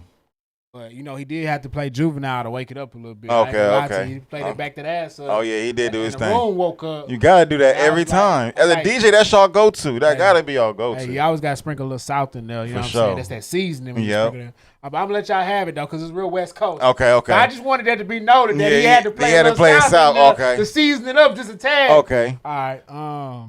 Soak City. Okay. You know, Yeah, he did 310 that. 310 310. baby Yeah, popped out. 310 baby. So shout out to him. He actually came. Bro, Yep. think about that, bro. That was in Inglewood, and bro from Inglewood. Yep. I'm saying, a and win. he just graduated a week ago. City of Champions. And next week he's gonna what do you call it? Rehearse He got a to show. open up for Kendrick. You know how many niggas? Hey, bro, I just feel like you know how many niggas can now? It's like a resume. You know how many niggas gonna be saying who probably ain't never had no Grammy record, no nothing. They gonna be like, nigga, I opened up for Kendrick. Like this is like shit staple now for niggas. It's like he got a show this week, right? I think this weekend he got a show that he was telling everybody to pull up to. Well, I mean, this is At the BET Novo. weekend, so I'm sure. Oh, that's why he said, okay. You know, Yeah, all right, now it makes sense. All right. Let's we see. got him, so he came out on Mustard set. So they played some Tiger. I don't think Tiger was Yep. there. They played some Tiger. They played some 2 Chainz. Yep. That's some most soft sprinkle, you know what I'm saying? Okay. Just saying. On a West Coast beat. Yeah. Right. Give Come me on that now. beat. That slap like this. Yeah, he All went right. to him. You know he had to. Shout out to Blast. Yeah, blasted this thing. Ty Dolla Sign. Yep, Ty. Dom Kennedy. Hey, Shout out Dom, bro. I was so hyped, bro. hey. Lamert was in the building. You already know. Let me take you on a date. Hey. Date. All right. Man, I like when he did the one with the one with Mustard. He was like, we ain't never did this one. Yeah. That's my shit too. Was that the same one you was talking about? No. When I come around. Yeah. When I come around, man, that was my shit, bro. Static by Steve Lacy. Bro, I didn't even know he was a West Coast artist, bro. First off, I didn't know Steve Lacy was a West Coast artist, and I didn't know who he was until he played Bad Habit. Yeah, me neither. And when I heard Bad Habit, I said, "Wow." Yeah, bro. I know, bro, because I play that song all the time when I'm Facts, in the bro. malls It's and stuff. it's all over the place. That's why Yeah. when we talked about the Double XL, I'm like, there's a lot of West Coast artists who got big hits, who at least in the top 20 on Billboard for sure, that could have been on there on that. But he a whole different genre though. But I for sure didn't know when he was black or he was a West Coast artist. I This is my definitely first time seeing his face, no lie. Definitely know. And then, bro, when this man walked out, it went crazy in there because he could have sold this out Shout by out Keith himself. Good News. Tyler, the Creator, dog. Tyler the Creator stole the show. I was talking to Keith earlier. I'm like, bro, like I literally could have turned the shit off after that, and Kendrick was next, and I still didn't even see YG because like soon as he did Earthquake, bro, it was just done for me, bro. Like that made me want to. That's why moments like this is so important, like because that literally made me want to go to a Tyler show. Bro, Like his concerts are crazy, dog. Like I already know. He So- probably come out with the blonde wig and the Everything. glasses. I know he gonna do his shit. You know what I'm saying? And then What's Your Name? He did What's Your Name? What's your name, girlfriend? What's your name? All right. Yo. So then he did a tribute to Nipsey. Mhm. R.I.P. Nip, he did Perfect 10. Yeah. Then he did Last Time I Checked. He did Racks in the Middle. And of course, Roddy you know Ricch they had came to out. bring that boy out. Yeah. I don't want to die young. So, Yeah. so shout out to Roddy Ricch. Shout out Roddy. He did The Box. He did Oh Ballin'. yeah, boxing. That just show, and that's a big record. hit. Didn't that break records 2 years ago? Yeah. Box. You feel me? So come on, man. Y'all start giving us our credit, please. Hey, Please. Hey, but I'm telling you who stole the show, bro. Man. When YG came out, it was no longer a Kendrick concert. Mm. Because that boy YG came out and turned it up. Oh no, for sure. Hey, BPT. Hey, what What's blah up? blah blah. Hey, so, Hey. so he did BPT. He did My Nigga. He did You, Bro. Mm-hmm. Shut up. Don't talk to me. Didn't even do the whole thing of that one. Bruh. Because then they had to go right into it. He's like, no, I'm in the first. And then he did Tooted and Booted. Hey. And then you know what song they try to end it with, but they What they did Who Do You Love and they did Big Bang. what'd you say they did? Who Do You Love? And Who then on Big that Bang. song? Who Do You Love? YG is Who Do Drake. You Love? And who? Oh, Drake is on Come on, there. Well, he now. said he skipped that motherfucker. He skipped first that thing. one. Hey. He skipped that verse, bro. Look, small. He did the first verse again, bro. But it just lets you know, Yep. you know, OVO gonna be in the building somehow. Yeah. And Hey, then, for sure. like I say, Big Bang, you know, and that was it Mhm. for that. And then, bro, Kendrick came out and just. But to paint the picture though, I feel like YG took it all the way up, Mm-hmm. and then once YG took it all the way up, the room was just like it was like buzzing. Like, you know, everybody was answering. You had to wait till Kendrick came out. But I felt like Kendrick, so like as a performer, bro, it's kind of hard because you want to match the energy or create the energy of the room. And so if the room is already on 10, Yep. you can't come in slow. You know what I'm saying? You can't come in on no soft stuff. You gotta match the energy. But I feel like when Kendrick came in with Euphoria, it was like I think that was because it was unexpected. Even though it was a slow song, it was the point where like, oh, this how you coming? Like you coming out, oh, you not even gonna sugarcoat this shit. Exactly, bro. Exactly. So, bro, I had to give him his respect because I'm like, okay, he coming in with something slow, but it's a diss song. But and did you hear everybody sing it word for word, bro? For word. Like, you know, like it was just crazy to hear that. As soon as he did that, as soon as they heard that, and I would just say this, I would add on this is the showmanship. Like without he did that, just the track only. You know what I'm saying? For Like. sure. He ran that back. But out there solo dolo by himself for a little no bit, hype like, man, no nothing. And that's why, to capitalize on what Key was saying, it was like a love and hate for that. Like I understood it, but I felt like it kind of could have made it dry with him being that way. But what saved it was, like you said, the songs he was choosing to do. Like, cause it was like kind of like he just walking and rapping. Cause I'm trying to show, you know, my moms and stuff, and I'm like, this is cool, but this is like. I expected like coming out like, you know, like a bang, but I think it was, you know, like the strategy, right? Yeah. It's the songs I chose that's going to make the impact, you know what I mean? And then we're going to lead into all that other stuff. So me personally, I would have started with If Pyrus and Crips all got That's along. one of his. Oh, that's a good one too. I would have started with that. Goes up. Yeah, that's a and good set one. the Did that, right? tone from the jump. that's He a did do good that. No, one. he did do that song, but I'm saying that's what I would have started. But yeah, no, I feel Because you. if YG just got off, Yep. I'd have had that shit. And you just seen all these people, like he says that. All these hoods from all these sets, Mm-hmm. and so that's why I'd have had. That Yep. lets you know right there what type Yep. of time he on. Facts. Yeah, all got along and probably going down by the end of the song. Yep.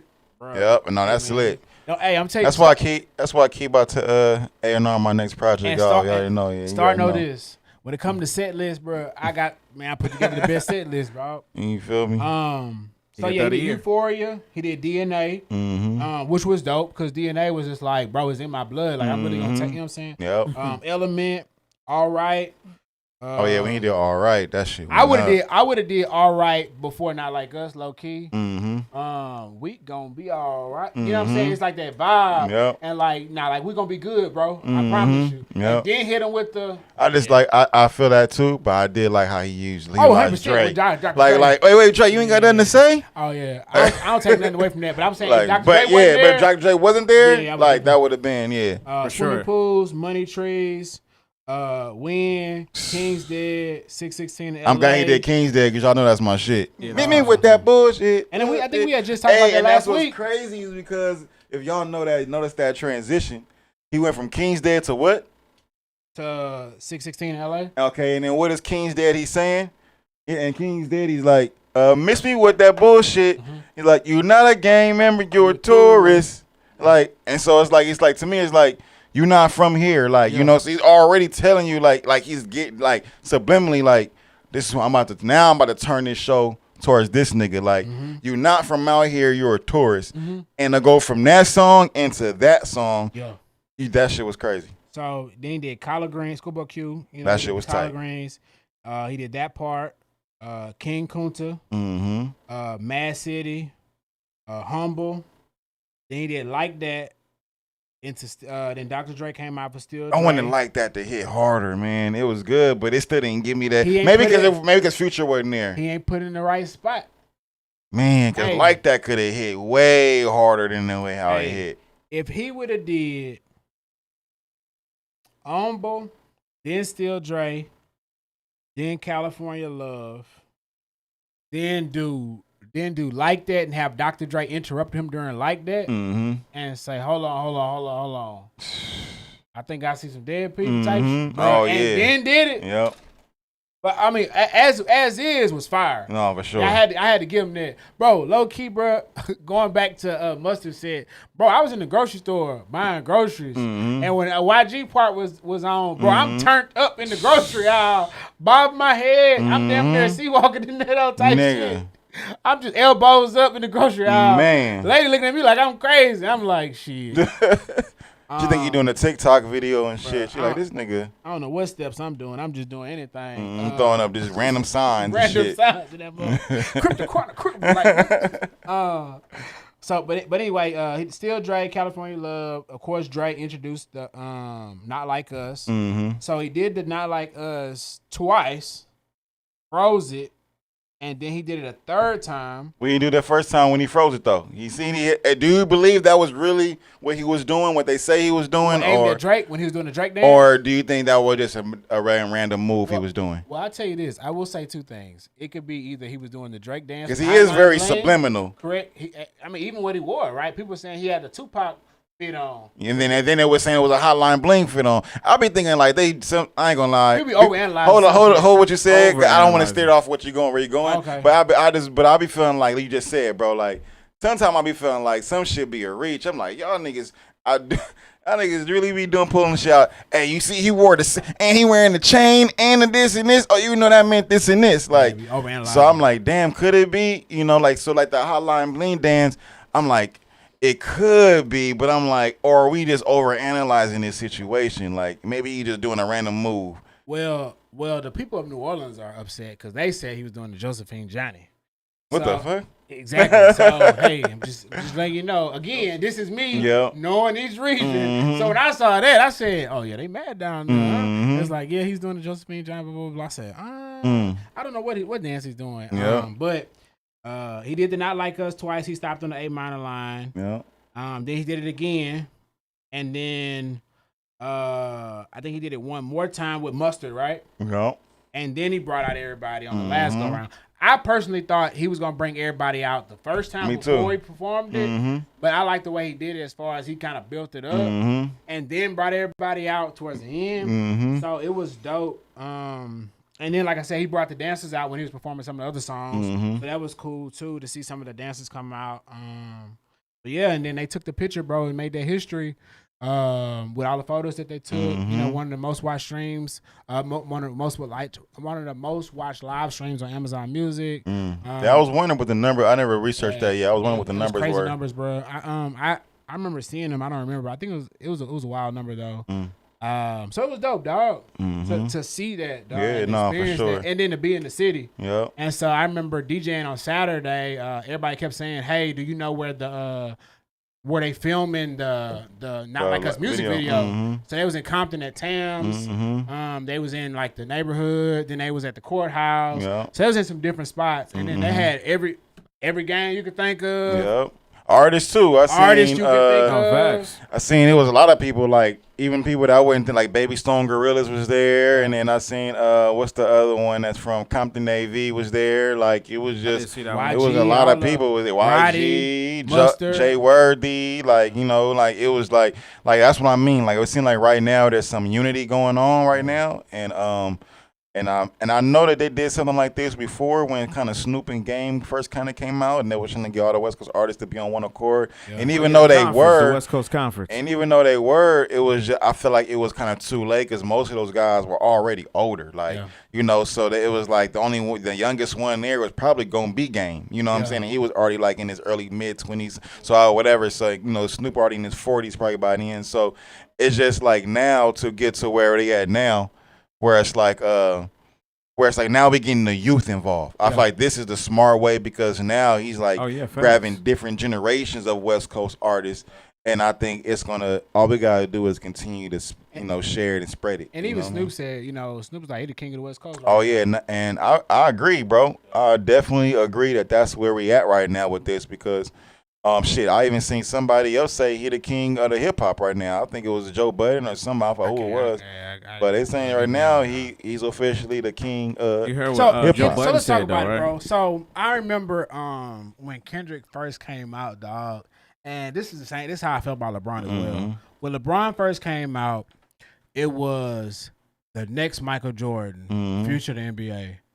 And I said, it's the audacity. Like, do we not see Kobe Bryant right here? Like, this dude, LeBron, a rookie. Like, bro, how we just going to skip over Kobe and say this the next Michael Jordan when Kobe carbon copy and better? You know what I'm saying? And so for a long time, I didn't like Bron because it wasn't even his fault. It was the media's fault for saying all these things about him. Yep. And I'm just like, nah, dog, it's Kobe over Bron. And that's when the fans kind of split between Kobe and LeBron. Yep. And then so, like, I remember when Kendrick came out and he dropped this project, and it was like best rapper alive. Yeah.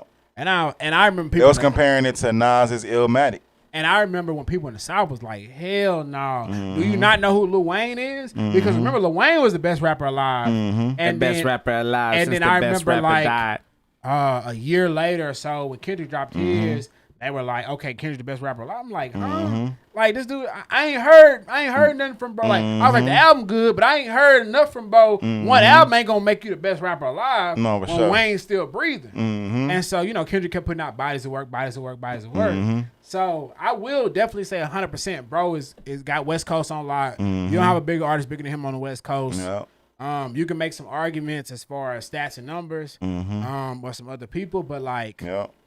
in hip hop specifically, because I wouldn't call Tyler the Creator hip hop. You know what I'm saying? I feel like he has hip hop in it, Yeah. but I feel like it's more like a alternative hip hop or Yeah. alternative pop. Yeah. I think it's more of that line being pushed. No, for sure. He has a good range, and I think that's why that person, I forgot who it was, so I can't quote him. Yeah. The person, but was saying that they was breaking down like the logistics of it in a way where it was like solely on based off what he's giving you. Yeah. Like he's giving you solid hip hop albums. He's he's not giving you any other genre than what he's giving you. Yeah. So like when you look at it like what you say, 100% the embodiment authentic of what hip hop is, you can't name another artist other than Kendrick who's actually giving you hip hop and authentically him. You know what I'm saying? Like even look how what his approach was even in the Kendrick beef. I mean not Kendrick, the Drake beef. Like 2 of those songs was hip hop records to the point where it was looking like for niggas who wasn't big hip hop fans as far as like that boom bap hip hop, niggas looking like, why would you do those 2 songs? Yeah. Which is why when he did Not Like Us, it was like, oh, this is what you needed. You know what I mean? And so it was, but that showed you like how, Drake was going to be Drake. Kendrick was being Kendrick, and then it took Kendrick getting out of his element to really put the stamp on it. But I feel like that's why with this beef, bro, you can't, like, for me, it's hard because like the people who like Drake before this beef still like Drake. The people who like Kendrick before this beef still like Kendrick. You know what I'm saying? Even more. So it's like I feel like the people who hate Drake now didn't like him before this beef. You know what I'm saying? Like, just think about it. The type of people who listen to Drake is not the same type of people who listen to Kendrick. Kendrick Two got different artists. It's 2 different artists, 2 different fan bases, bro. no, facts. And them Kendrick fans, you know what I'm saying? You got to be on your P's and Q's. No, for sure. When you speaking on Kendrick, because it's like, hey, nah. Our rapper really rap. He conscious. He know what's going on. Yada, yada, yada. Yep. You know what I'm saying? Lyrical The whole miracle. time. Whereas Drake fans is just like, I feel like it's more like, we're here for the vibes. We're here to turn up. We're here for the good times. Yep. We're riding the wave. You know what I'm saying? And he'll give you some bars. You know Yeah, what I'm saying? Yeah, no, I'm not for saying sure. he won't, but I'm just saying like it's just two different types of fans. No, bro. for sure. So in this beef, it was like I feel like Kendrick was making music for his fans. Exactly. And Drake was making music for his fans. Exactly. So when it came down to people saying who won the beef, it was like, well, my artist made better music than yours because I already don't like your artist's music to begin with. Exactly. And I like what Drake is putting out, or vice versa. So when Kendrick dropped Not Like Us, it was a universal. It was a track. winner. It was a win over because it was like a unanimous decision kind of thing. Where it's like, well, shit, like you said, somebody in the boxing match is going blow for blow, and it's like nobody had a knockout. Yeah. But then but he did stumble on one of the punches. Yeah. It's like, well, shit. The nigga did stumble off that one hit, Yeah. so we got to give it to him. Yeah, And so and that's what happened, bro. So like, cause if you didn't, I remember somebody told me, he was like, bro, if I didn't know anything about the beef, if I didn't know anything about what's going on, and I just heard Not Like Us, he said I don't know if I'd have liked it because I wouldn't know any context about the song. When I know the context, the song hit. But if I don't know any context about the song, he was like, I don't know if I think you still like it, but you just think of it as another record compared to like it makes it bigger knowing like who he like. Because I feel you on that because it's the same way when I play the shit to my mom. My mom is like my mom manager, so it's like I show her a lot of shit to keep her in the loop. I try to keep her youthful. So like I'm showing her certain things, and I remember when Not Like Us first came out. And I played it for her. My mom was more on the team Drake. I'm not gonna cap y'all, because she's like, what? she felt Kendrick was being picking on Drake. But I'm like, but if you knew what Drake was antagonizing some of this shit too now. But she don't know all about that. She just not look outside looking in. She just hearing Kendrick say, I hate you and all that stuff. She's like, dang, this guy is tripping. So when she heard when she heard the Family Matters one, she liked the fact that when, you know, he starts off like, nigga, you mad? I said, gonna mad. She laughed like, oh, he said it anyway. Like, so she thinking this shit is funny. Yeah. But then, so when I first heard Not Like Us, she wasn't really liking the fact that he was calling him a pedophile and all that other stuff. She was like, that's whatever. Fast forward to now Juneteenth. And now she hearing, I heard he did the record 5 times and blah, blah, blah. And now she's hearing it. And now it's like she's listening to it from a different perspective now. You know, like, oh, like now she's like, oh, it is a good record. I see now why it's so big. And, you know, I told her like how like right now, like Academic kind of said, like Drake is not part of the cool table right now, you know. And I told her that, and she's like, yeah, it's like an arrogant somebody who was being arrogant, and you know, you doing mama jokes with somebody, and in the moment you do the mama joke with the wrong person, and then now they got you in public, and now it's like you kind of embarrassed yourself, like you not that nigga at the moment, you know. So I'm not saying you like still him. Everybody know you still him. Everybody gonna still. But just right now, it's just like, all right, bro, chill out. I just feel like he's one of those people that it's like I hate to put him in this category, not saying he's a Kels, but you know how like everybody still listens to Kels. We all know people still listen to Kels, but then it's kind of like you can't play Kels around everybody because you know how I know some people feel about Kels. Well, the thing is, that's only here, bro. It ain't like that nowhere else. Got you. Because he got 12 million plays. Hey, if you look at the Spotify streams, YouTube streams, the Apple Music streams, they ain't changed. Who's playing these? He's still number one on all of categories. That's crazy. So that's what I'm like. For me, it's like knowing the different areas and then seeing the California reaction to stuff and knowing people have a bias because that's their guy. No, for sure. I see it. I understand it. But it's like when you look at the answers too, like when you got a restaurant and it's like if a restaurant in my hood, if Drake would have won and had a Drake burger at Tam's, niggas gonna be like, oh, Drake won that shit. No, this Canadian ass nigga got the Canadian burger at Tam's and Kendrick Hood. Bro, like we would have been looking at shit different. If Drake would have won the beef, I promise you, Drake would have had the Rose Bowl, SoFi, or Crypto Arena. One of the three sold out with a concert singing all of these songs. Come on, so bro. to me, when I looked at this pop-out show, bro, I looked at it as a celebration concert of the war being over. No, for sure. And the official song of the war is Not Like Us. Yep, for sure. That's like the battle cry for that sure. everybody rattled around when the West came together to take on Drake. No, for sure. For sure. That was that, bro. It was dope overall to see, that shit man. was dope. It was. I do believe that was historical. You seen all the pop outs that did show up, like LeBron, Westbrook, DeMar DeRozan, Rick Ross. Nigga, did you hear me say DeMar after Kendrick put that in the song too? Like, you know, so yeah, bro. You know, all he's missing was Serena. If Serena would have popped out, oh man, imagine Serena walking on stage, bro. Paris, dog. I promise you, if this would have been any other week, dog, we'd have seen way more people at that. Nigga, then there was already. It was a lot of people there, but it'd have been way more celebs that would have been there. Yep. You'd have saw the Tigers and all that there. So no facts, man. But shout out to Kendrick, shout out to History being made. Hey, shout out to even SZA was there. Even Drake, yeah, I seen SZA fine ass was there. Chocolate drop. You know what I'm saying? Yeah, man. Shout out to History being made, man. He DJ Head. Like I heard DJ Head was getting. He was like, even though I'm older than these cats, he was like a lot of these cats was giving me tips and game on how to even get his set ready for a big event like this. You know what I mean? So. And it's funny, like going back to what you said, here is Mustard being nervous. Yeah, you got to give DJ Head tips on how to getting DJ Head tips on how to do a set list for it. And he been in the game for years. You know what I mean? So but it's like, bro, like it's a difference when you put on that stage, dog. No, for sure. When you on that stage. And the stadium look low-key small on camera, but I bet it's big in person. Because I'm looking at this like, I'm like, this form look kind of small, bro. It's the stage, it's the history of it, bro. It's like, Lakers played here. All the big concerts that you used to do. No, facts. This is like the original staples. You know what I'm saying? So it's like you got that all in your mind, bro. And you on the stage and you know the show. That too. And you from and as Texas. a DJ, you know what I'm saying? When you press a button, sound happens.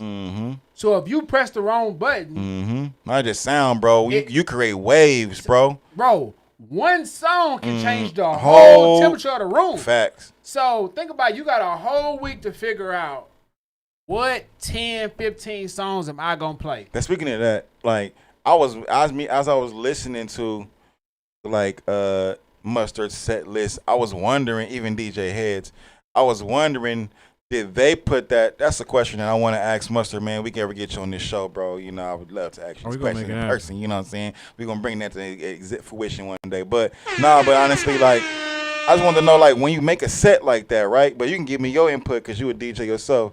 Key, like, do you think DJ Mustard made that set list or Head made those set lists or those songs artists giving them, like, or were they coming at, like, artists like, hey, give me your 2 songs and I'm going to put them in my playlist? Or you think they were telling more like, hey, Star, I need you to perform these songs. This is what I'm going to do on my set.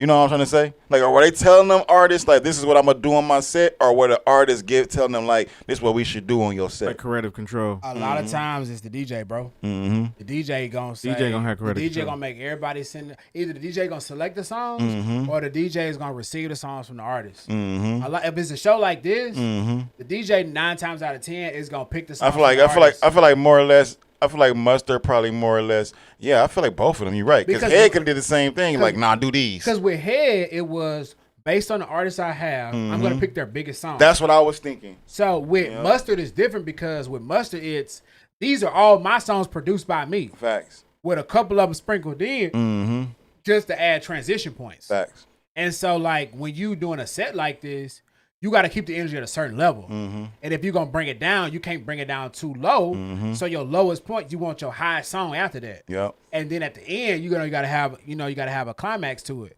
So it's like the way he did it, it came in high, rolled, popped up, and then you slow down a little bit for the Nipsey. You had to get it more somber, like R.I.P. Nip, blah, blah, blah. Yep. Roddy Rich came. What was that Tyler, Roddy Rich, the rest of the crew came. Then you finished off with YG. Yep.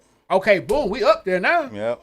And then you go through the YG. Even the way that ended, like, I was like shocked to end it like that. I mean, I should have expected him to end with YG, but I was low key expecting more. I was like, who are you gonna bring out next? Now I do feel like I can't confirm it, but from my opinion, I felt like the way he did YG set was freestyle. I felt like he was just playing. Yeah, because the way it just ended, it was just like dang. Because after that, he was like, new YG album coming out, my album coming out, and then it was like he walked off. Yeah, So I think he went over time. I'm like, damn. He probably went over time.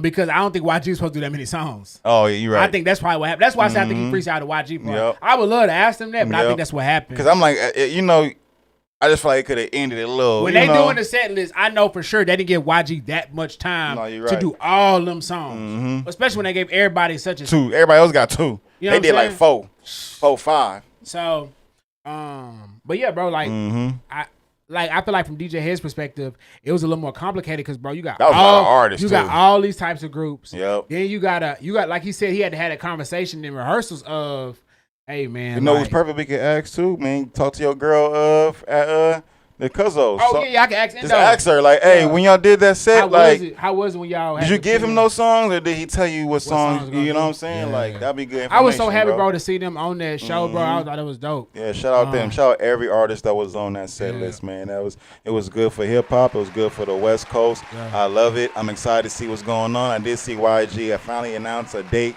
for that Just Read Up 3 or 4. I think we on 4. That's going to be August. I think he said August 14th or 16th. So we getting that album. They say we getting a Snoop album in July. Snoop and Dre finally got an album coming out together. So I think, the West got some shit coming out together. I don't mean just mention old niggas, but I'm sure there's a lot of people coming out. I'm sure Kendrick album got coming out. I know he ain't just going to just ride this wave out. He just shot the video. He campaigned I right now. don't think he got an album coming out. I think he campaigning for something. I feel like he just put an album out. So I mean, you got to think about it. He did a beef with Drake, right? So like he had to do a video for the biggest song. Why? Because when you drop the video, it's gonna make the song last longer. Facts. Because if not, that's what I'm like. Even if it's in end of the year, nah, that I can see. Like before the year is over, I feel like we gotta get a Kendrick album. I can see that. But then I can also see us not getting one, and we just being in Dr. Dre right now. If it don't come by September, it's not coming this year. I can definitely see more so something like top of the year. Yep. Springtime type shit. Because when did he drop Mr. Morale and the Big Steppers? That was 2 years ago. I just 2 years. I just barely realized That was that. 2 years ago? Yeah, bro. See, I actually thought that was last year. Me too. No, it was actually when I went back. It was actually 2 years I wonder ago. what month that came out. Because he might put out same time. You know what I'm saying? At the same time. See his pattern of where he dropped. Right, exactly. But before that was 5 years. Like before that album, so it was like. Exactly. That's why I don't think he's gonna be rushing to put an album out. Yep. But I mean, he could be in that. But then I feel like that's why I feel like he could do his pop out album. I mean, who thought he was gonna do a concert right after? Like, so and a video. I have a enemy like. Let's talk about it, right? So last year, Lamert Park. What they have in Lamert Park last year? The Juneteenth. They had a Juneteenth, right? And who sponsored that? Yeah, Amazon. Exactly. And Twitch. So Amazon and Twitch sponsored the same company. Yeah. So Amazon and Twitch sponsored it. So they had that or whatever. So this year that's gonna do the same thing. But when the whole Kendrick and shit popped off, Kendrick won. What was the bigger play? But see, who idea was that though? That's crazy. That's what I need to hear too. Like, hey, did they reach out to Kendrick, or did Kendrick like, hey, I want to do a pop out show, or did somebody say, hey, since you are, we should do like, I want like, it's so many questions I got to how this. What's one of the biggest companies in the world, man? Hey man, I Amazon. told you they got people in them trenches now. Man, I just that's told you. crazy. I just told you who running the play. That's crazy, bro. So I know, bro, probably reached out. What Kanye said? Get top on the phone, top dog on the phone. Hey. You know what I'm saying? So that's in my mind. That's what I'm thinking. I'm thinking, okay, we did Juneteenth last year in Lamert. That was cool. Yep. E40, not E40. Too Short and all of them came out. That was a vibe. Yep. All right. Why don't we take what's hot right now, which is Kendrick, put him in the forum, have a concert? Yep. That'll be the play for Juneteenth. And Kendrick like, I'm down to do it, but let me put on for the whole city. Let me put on for the and it's just and then because keep in mind it was called Ken and Friends. Yeah. Then it turned to DJ Head and Friends, DJ Mustard and Friends, and then Ken and Friends. And then from there, that took it to a whole different vibe. So it came out in May. It came out in May? May 13th. Yeah. So I don't May 13th. What year? 2022. What? Yeah, 22. Yep. Yeah. So I don't think he's gonna drop this year. I mean, yeah. So 2 years. Yeah, we already 2 years anniversary of that. So yeah, I'm hoping, man. I hope we get one at the end of the year. But if we don't, it's been fun while it lasted. Well, that's how I feel about the Lakers as we transition in this. The Lakers have hired JJ Redick as their head coach. Man, I'm excited, bro. About what? I'm excited, bro. What are you excited about? Because I just feel like this man is like smart as hell, bro. I feel like if we get him around the right staff, I do feel like this. Bro, when they first mentioned JJ, I was already on. So I'm not saying anything just based off of what I've been hearing lately. People say like, as soon as I heard JJ, I was like, oh, it's gonna be tight, because I just felt like I'm tired of seeing coaches like Darvingham with their hands in their pockets, then act like they don't know what to do or how to go with the flow of the game. And then here you are, if you already watched JJ do podcasting, like he knows, like he's always talking about, even when he was on First Take on, this is why is this person doing this when this person's literally like he's an analytical person.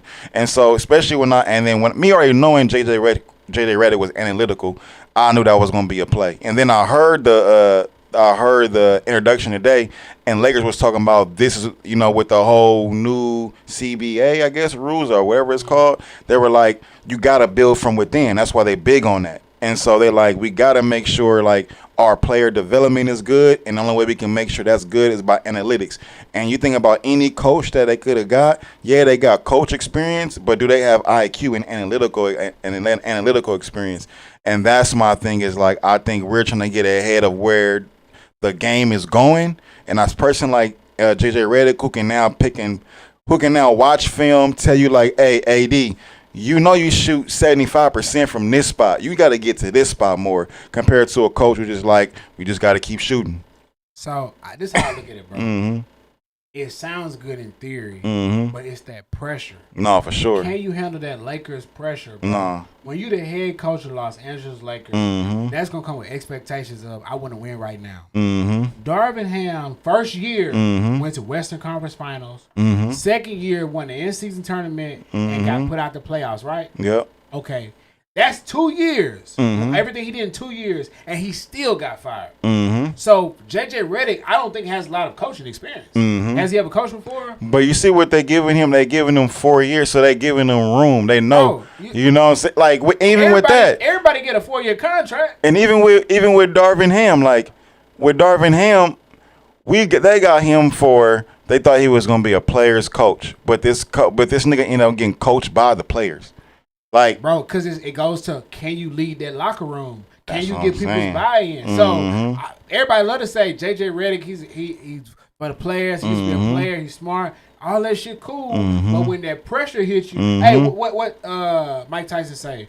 Everybody got a plan until you punch him in the mouth. I think that's Mike Tyson said that. Yep. Mm-hmm. So it's like, yeah, I had a game plan going in there for sure. Mm-hmm. Yeah, I got stole in the face. Now I'm over here trying to figure out shit. Man. What was that plan? Man, So like, it's easy to say, AD, you doing this, do that, do this. Yep. But when them days start stacking, No, for the sure. roads start getting longer, your family tripping on you at the house because you ain't been home, you ain't been calling, you've been staying at the job longer, Facts. you done lost 3 games in a row, Bron this or AD that. Yep.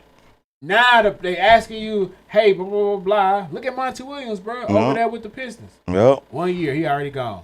But like I said, I think that's why the Lakers, like based on what I'm hearing, that's why the Lakers feel like they want. I'm getting McVay vibes, bro. Like when I see him, I'm like, bro, we got that young coach who's smart, who's intelligent.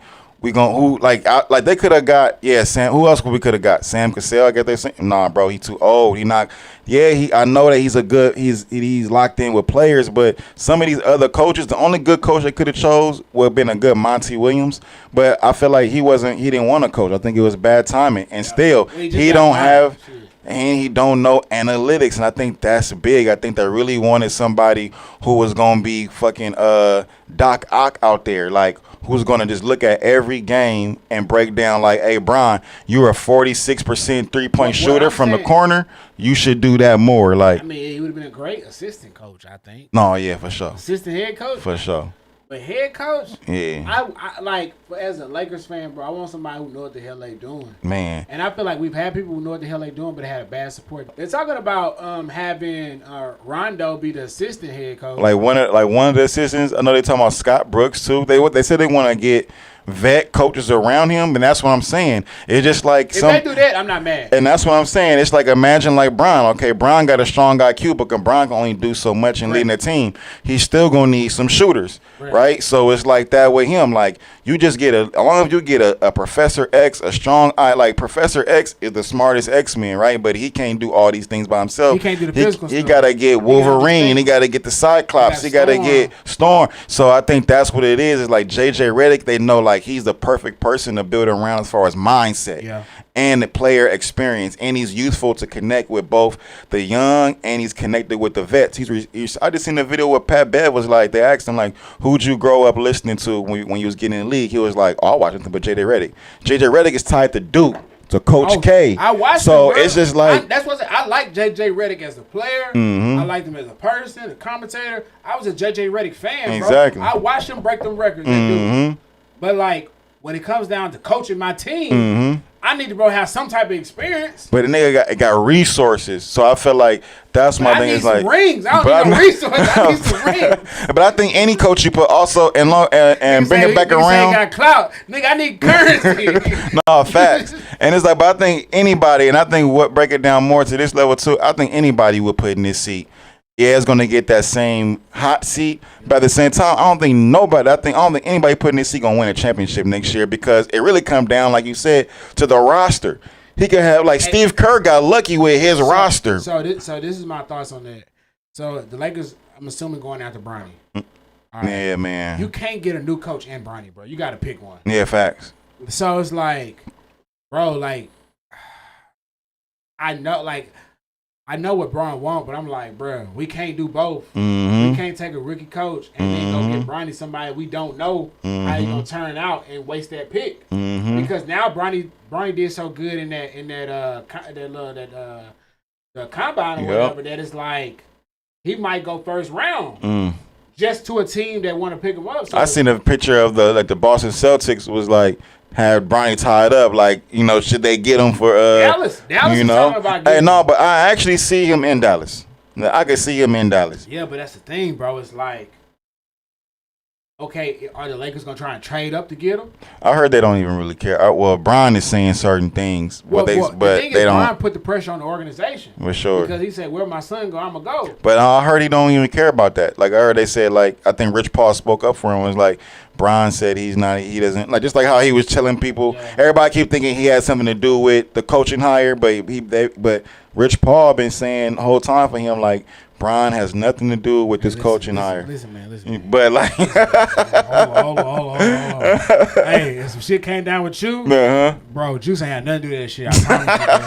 That nigga be working hard, he be at work, he be with his kids, right? None of that shit. Nope. Tell you, bro. Hey, he said that kid Jay Reddick said it too. They was like, so did you have any conversations with LeBron before this? Like maybe during the podcast, he was like, no, me and Bron never spoke about anything as far as coaching. Like he didn't want to get involved, and I don't want to speak on hypotheticals. And then you see but then I'm like in my back of my mind, I'm like, yeah, that one I don't know if I could. I know it had a cross in conversation, Bro, but do you then really again, really think the face of a franchise, LeBron James, is not gonna have no decision making skills on who is gonna be his head coach? man. When he the breadwinner around Well, there? he been telling, but what's his name? Who's wearing it? My bad. Genie? Rob Pelinka. Oh, Pelinka. Rob Pelinka was saying, he kind of worded it like this. He said Bron was not involved, but he was supportive, and he even repeated that like more than one time. And then he was just like, Bron, do you approve? Yes. Thank you. That thing, it was more like something like that, for sure, bro. Like, hey, Brown, we about to pick up, is this okay? You ain't got to say. Hey, you're a manager at your job, right? Yep. Okay, cool. You got one worker that's better than everybody else, right? Yep. Cool. When you making your plan for your shift, Mm-hmm. do you look at your best worker and see the condition that they in? Yep. How you feeling today? You all right? Mm-hmm. How you doing? Everything good? You heard anything? Everything straight? Mm-hmm. Cool. You don't consider that Yep. before you put your shift plan together? Yep. Because if they not doing the best that they can do, that's going to impact everybody. Fact. So you want to make sure they cool with whatever the plan is, because if not, you know the shift going to be long as hell. No, facts. But no, speaking of that, capitalize with that, go back around. He was saying Brown wasn't a part of it, even though he was supportive. He said AD who has been. And I think that's what they've been saying through this whole process that nobody's been thinking about. They said, like, Brown has been more like, no, this has to be an AD hire because he's the future. So I heard that AD was more influential on the hire. AD got 2 years left in LA. But that's what people were saying too. That like, I promise you, he's going to be out of there in 2 years. So I think he gonna see like how JJ gonna. But then again, I don't think AD gonna want to be around any of these kids if they going youthful. 2 years, bro. Yeah, we gonna see. He might just be there with Brian and give me a trade. But then I'm cool with that because we can trade him. We should have been traded. Get a good couple picks. How many times I saw him start yelling trade that man? No, yeah, because now he's good. Is he? I mean, yeah, last year he was. He had one good season. Yeah, I don't know how he gonna do this year though. We gonna see. Hey, but I feel like JJ gonna do his thing. I gave him his credit before. AD did very good this season. He played most of the majority. I want to say, but well over a majority of the games. He did well. So I don't have no. I'm not upset about it. You think before we go on to the next topic, let's do right here on this one. Do you think the Lakers are gonna finish top 6, top 5? Next season? Yeah. They're gonna be the same spot they was at this year. 7? Probably like that 7 seed. 8, 7, 8. Yeah. Because unless they're gonna get some shooters in, they're gonna have to make some great trades coming up. Yeah, I think I gotta wait to see what trades we do. Was hurt all year, right? Facts. So he coming back, so we gotta see how he do. Then we gonna get Vanderbilt back. Vanderbilt was hurt most of the season. We gotta see what they do with D'Angelo. And then you gotta think about it. You're gonna see some regression. With Bron. AD as well. They're older. They're getting older. I think AD gonna step up again. I think he'll have another good year, but I think you're gonna see a setback from Bron. Well, I mean, Bron did too much this year. The thing is, these people are just getting older, bro. Like, them shots ain't gonna fall as much. You know what I'm saying? Anytime a shooter shoots and that ball starts hitting that rim more often, it's like, bro, yeah, they ain't got that reach no more. He said, JJ said he want to use him. I think he's gonna try to use him more as how Nuggets use Joker. Hey, so more of a passer. Everybody got a plan, bro. But we're gonna see how it go. But when that pressure cut on and you're on the shift, who steps up for you on them shifts? Your best worker, right? Facts. They get the job done, right? Yep. And you be like, thank God for your ass. Yep. Hey, are you coming today? Thank you. I got something for you tomorrow. Yeah, I got that Starbucks gift card for you, my you know nigga. what I'm saying? Bro, I know what it's like, bro. I done led teams of 300 plus people. So you can say all you want, but you gonna make sure your stars. Hey, you good? How's everything? You straight? I really need you today. I need you to ball. Hey, I think we're gonna do this with the team. What you think about it? That's cool.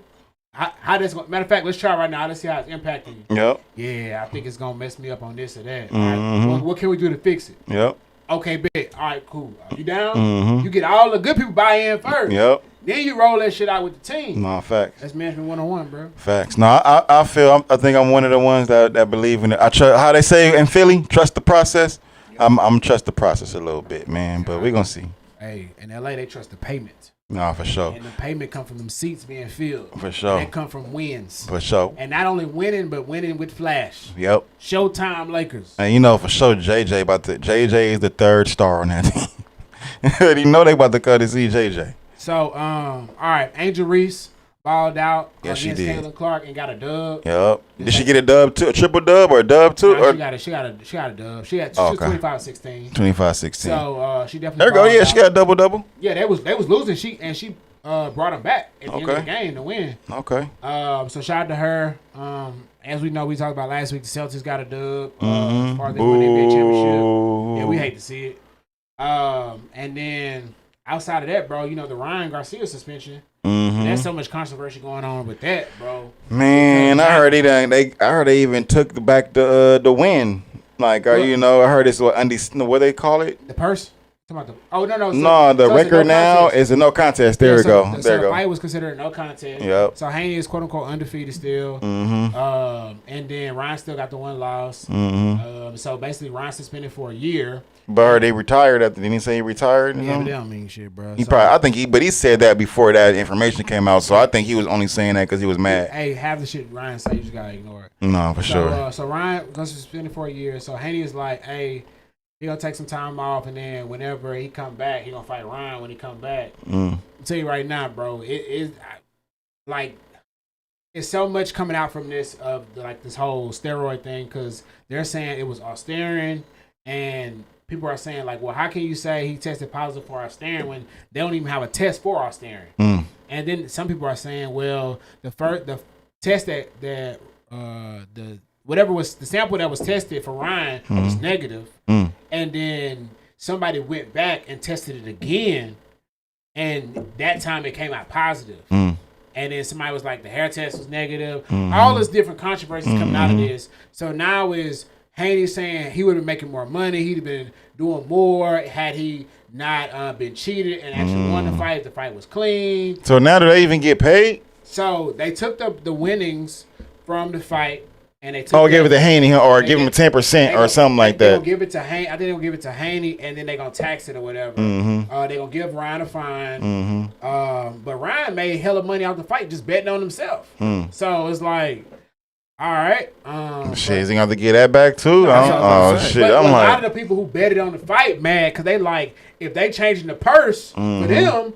Well, I want my money back that I lost from betting on that's the fight. That's what I'm thinking. I'm like, this shit's gonna trickle down. That's to why like, they had to be careful. But somebody else was saying like, there's never been a time where anybody else who's tested positive, like Roy Jones or Canelo or any of these other people who tested positive, where they went back and changed the results of the fight. It was like they've never done that. So this is something new that basically people been saying on like different blogs and YouTube videos, stuff like that. Like. People, this is like a first for them to go back and change the fight to a no contest. So it's like a lot of shady stuff going on.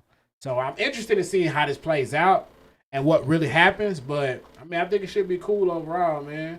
You just never know. Facts. Outside of that, bro, that's pretty much it for sports, bro. Yes, sir. Do you have anything else, dog? I feel like we covered a lot today. Man, we did, man. We had to catch up. It was a lot of shit going on, bro. Shoot, you know what I mean? But as far as me, man, like. You know, I will be at the concert this weekend, the BT World Weekend. You know what I'm saying? I'm going to see my nigga Gunna. Oh, dope. You know what I'm saying? His show crazy, bro. I know Gunna's on tour. If you ain't seen him, bro, I got to see him last year when he came out here. Bro, show was crazy, bro. I heard it's the same show, dog. Facts. Go check bro out. It's dope. Facts, man. So that's what I'm doing this weekend. Other than that, I'm still stuck in the grind. You know what I'm saying? Stuck in the grind. But in between time, you know, I get a little play in. So that's what I got planned for this weekend. You know, what about yourself, brother? As far as this weekend, dog. What you got coming up? I don't think I got anything this weekend. I know next month's a crazy month. Bill Pickett Rodeo next month. What's that? Oh man, it's the Black Rodeo. So it's crazy. Is it in Texas or out here? No, it's out here. It's out here. So I'm definitely gonna go to that. You got your boots ready? No, not yet, dog. I don't know what I'm wearing. I got my shirt and shit like that, but I gotta figure out what boots I'm gonna pull out. So shout out to that. I got Steve Madden next month. So shout out to Steve Madden Clothing Store. They Yes, got me sir. next month. Can't wait to see that. I hear I about it. I also got DreamCon in Austin next month. What's so Austin, that? Texas. You're familiar with RDC? Supreme Dreams in them? I remember RDC, yeah. Yeah, so RDC got a conference. Okay.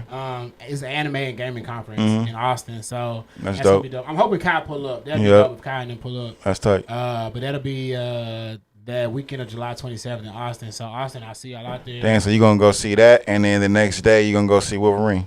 Or you're probably going to see that early that week. I'm gonna probably see Wolverine either before I leave. Cause I'm gonna try and go like the week before and see it. So I'm gonna try and do the early screening for it. Cause I know they're gonna do something. So I'm gonna try and see the early screening so I'm good before I go. Yeah. If not, I'll just go see it in Austin that Thursday. Just call it a day. I'm not tripping. Yeah. But yeah, man. So that's that, man. Don't be surprised. You know, when I get in Texas, I might pop up in Houston. I might pop up in Dallas, San Antonio. You just never know. So shout out to the folks out there, man. Fact. Shout out to everybody, and shout out to my family in D-Town. You know what I'm saying? Yeah. Shout out to everybody in Texas. I will be out there soon. I don't know when. Don't hold me to it. But I am trying to get back and get rooted. You know what I'm saying? So, you know. Outside of that, dog, as far as coming up in the city, man, hey, if you need me, call me. Y'all know what it is. We can set up the spot. Yeah. Also, man, shout out to everybody who's been tapping in with us, who's been working with us, making moves. So, Hey, we working, we building, you know what I'm saying? And it's still early. It's barely June. You know, we about to crack July right now. I think we got a lot of work coming up, you know what I mean? So I'm excited for the plays we making. There's a lot of good plays getting made and shit. Like I said, I'm now out here really grinding the way I'm grinding for no reason. So I know it's some plays being made. I know you got some plays being made, you know what I'm saying? So I'm just excited to just see how this year turn out. Any artist that needs someone to record, hit up Mr. Old Boy. Yep. Interviews, all that. You know what I'm saying? Shit, fuck it. If you need merch, hit us up. We got people for that. You never know. You need some plates. Shit. You know what I'm saying? We got people for that. You know what I'm saying? We got plays, bro. So you know, tap in with us. Yep. You know what I'm saying? We'll tap in with you as well. We're reaching out to some people. Yep. That's what's up. Yep. Yes, sir. You got any slogans, man, today? Look, man. Hey, man. Honestly, bro, I don't. What I will say is, you know, sometimes when you look out that window, it's raining, and you think it's gonna stop, and it's still going, and a day go by, 2 days goes by, a week goes by. Just know at the end of the day, it's all temporary, bro. All them slow moments, all them crazy times, it's all temporary, bro. Facts. And it's always gonna work out. Facts. So, you know, don't be stressed. Don't be too stressed out about it. You know, just know when that sun come out again, just give your thanks. Be appreciative, and remember what it was like when you was in that house waiting on that sun to come out, or when you was working in that rain. Wondering like how much longer this gonna be. Yep. So, yeah, it gets painful now, but you always live to fight another day, you know. You'll have a story to tell about it. Facts and experience, you know, shit come with experience. Speaking like just like you said about that JJ Redick shit, you know, like even if this shit fail, you already know what's gonna happen after that. Now he got coaching experience, so he's still gonna have a job, bro. You know what I'm saying? So hey, take that as a consideration for some of y'all. You know what I'm saying? That's free juice right there for y'all niggas. Like, hey, man, even if you do something for the first time and it fail, like you just gained an experience. So now you can tell something, you can later tell about it, you know what I mean, and learn from it. So you know what I think about it? Mike Brown. Yep. Mike Brown was with the Cavaliers. Facts. Then Lakers too for a minute too, didn't he? Cavaliers. Then he went to the Lakers. Then he went to Golden State. Yeah, as assistant. And as assistant coach, right? But he got a check from all three teams at the same time because the coaching checks are guaranteed. So he was the highest paid. Running it He up. was the highest paid coach in the NBA. Running it he up. was assistant coach for the Warriors because he was still getting a check from all three. That's crazy. Now he the coach for Sacramento. Yep. So Broden got him a crazy bag. And man, not only that, you see where he got to that. Like, man, we just talked about experience, right? Like, didn't go right with Bron. You know what I'm saying? Then went try to coach Kobe and them, and didn't work out there. You know, so then he had to take a seat back. You got to think that's different to be a head coach and then have to go back to being an assistant. You know, but you are assistant of one of the best teams in the league. But sometimes you got to take it's not a step back. When it's really a step up. Because for example, like you look at sports, it's some athletes at smaller schools, right? In Texas, you got 1A, 2A, 3A type shit. I don't know what they got in Cali, but like it's by class. So you can be at a 3A, you can be at a 3A high school, balling out, shutting it down. Yep. It don't mean nothing when you go to 6A. No, facts. Bigger kids, bigger expense. For example, college football, SEC. Oh, yeah. You ball out in SEC, 9 times out of 10, you probably going to be able to handle the league. Yeah, yeah. Because they big. As coming from a smaller school. You know what I'm saying? You balled out on a smaller school, smaller conference. Like, yeah, he was nice, but this conference not really known. Not that challenging like that. Exactly. Yeah, you gonna. How would he do against an Alabama, against an LSU, against a Florida, against Ohio State? So when you can do that and you can showcase your skills, then it's like, oh, shit. But every now and then you got one of them players who can pop out and show niggas. And then when that happens, it's like you go to one of them combines or you go to one of them training camps and people see you against those top 4-star, 5-star athletes or these top 100 athletes and you really showcase your skills, it's like, oh, no, this dude good across the board. No, for sure. For example, Bronny. Bronny might not have gotten a lot of burn at USC, but when he in that combine and he did his thing, now it's like. That's what some of these coaches were saying, too, though, about Bronny. You know what I'm saying? Because I know we're supposed to close out, but, you know, but keen on that, what you just said, though. And this is still giving free game, too, because this is showing you how you face, you know, adversity. But, like, and how different people's opinions matter, right? Because you had people saying, like, oh, he's trash. Look at how he's playing in the USC. And then certain coaches was like, we don't think he's ready. But then you had some coaches was like, yeah, I see how he played at USC, but they weren't even giving him enough play time. Hey, it was the schemes they were using. He wasn't being used properly. You know, and you hearing all these other coaches that's like, well, yeah, y'all can sleep on him all you want, but we think that if we get him in our program. When they say, I know what to do exactly. with. So it's like prime example, bro. You look at some of the athletes, some of the biggest athlete names of today. It was some guys on some teams. Like Drew Holiday. Like, but I feel like Drew Holiday was good wherever he was in. But before he got to the Bucks, niggas was still sleeping on Drew, even though he was good in, like, you know, where was he in Sacramento? No, where was he at before Philly? He went to a couple places. He bounced around, then got to the Bucks. Then he got a scheme that fit him, won a chip. Then you see the Bucks like, yeah, we can't make this. Go to Celtics and the scheme that fit him. And got them over that hump. You know what I'm saying? I was thinking about somebody like a Matthew Stafford. That part, too. He was at Detroit. They couldn't get it done. They couldn't get it done with him. But they went over with McVay. And McVay know what to do with it. Hey, I know what to do with it. Exactly. So, bro, hey, going back to the point of, hey, Mike Brown might have been a head coach somewhere, but it could have been small. It could have been small. To think about the Cavs, bro. Cavs was small. And that was his first coaching job was coaching Bron. Exactly. That was challenging in a prime Bron, too, where, you know, he probably like fighting back. Nigga, you don't know what you're talking about. Like, so you got that aspect. You know what I'm saying? You was the head coach here of a small team. Okay, then you go to the biggest market. And you try to be the head coach there. But that don't work out because you out your league, low key. So then and it's a big microscope on you.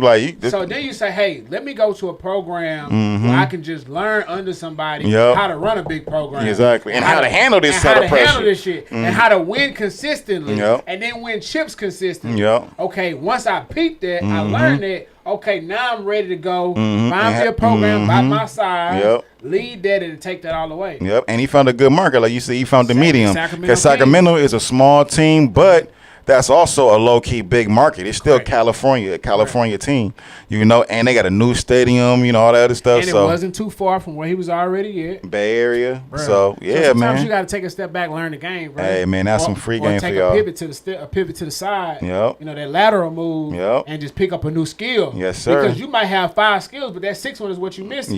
And once you pick that one up, shit, you good. It's all go. Shit. Yes, sir. And you already know where you're going to get your fixings at, man. This is the Monday Fix, man. Hey, man, we tapped in, man. Hey, thank you again, Key, man. It's always a pleasure kicking it with you, bro. You know, and thanks, Star, man. Thank you, Star, for, having me up here again. You know, this shit always a vibe. It's always fun, sharing the game and the juices with y'all, man. So, we love y'all, and we're going to see y'all back next Monday, man. This the Fix. Yeah.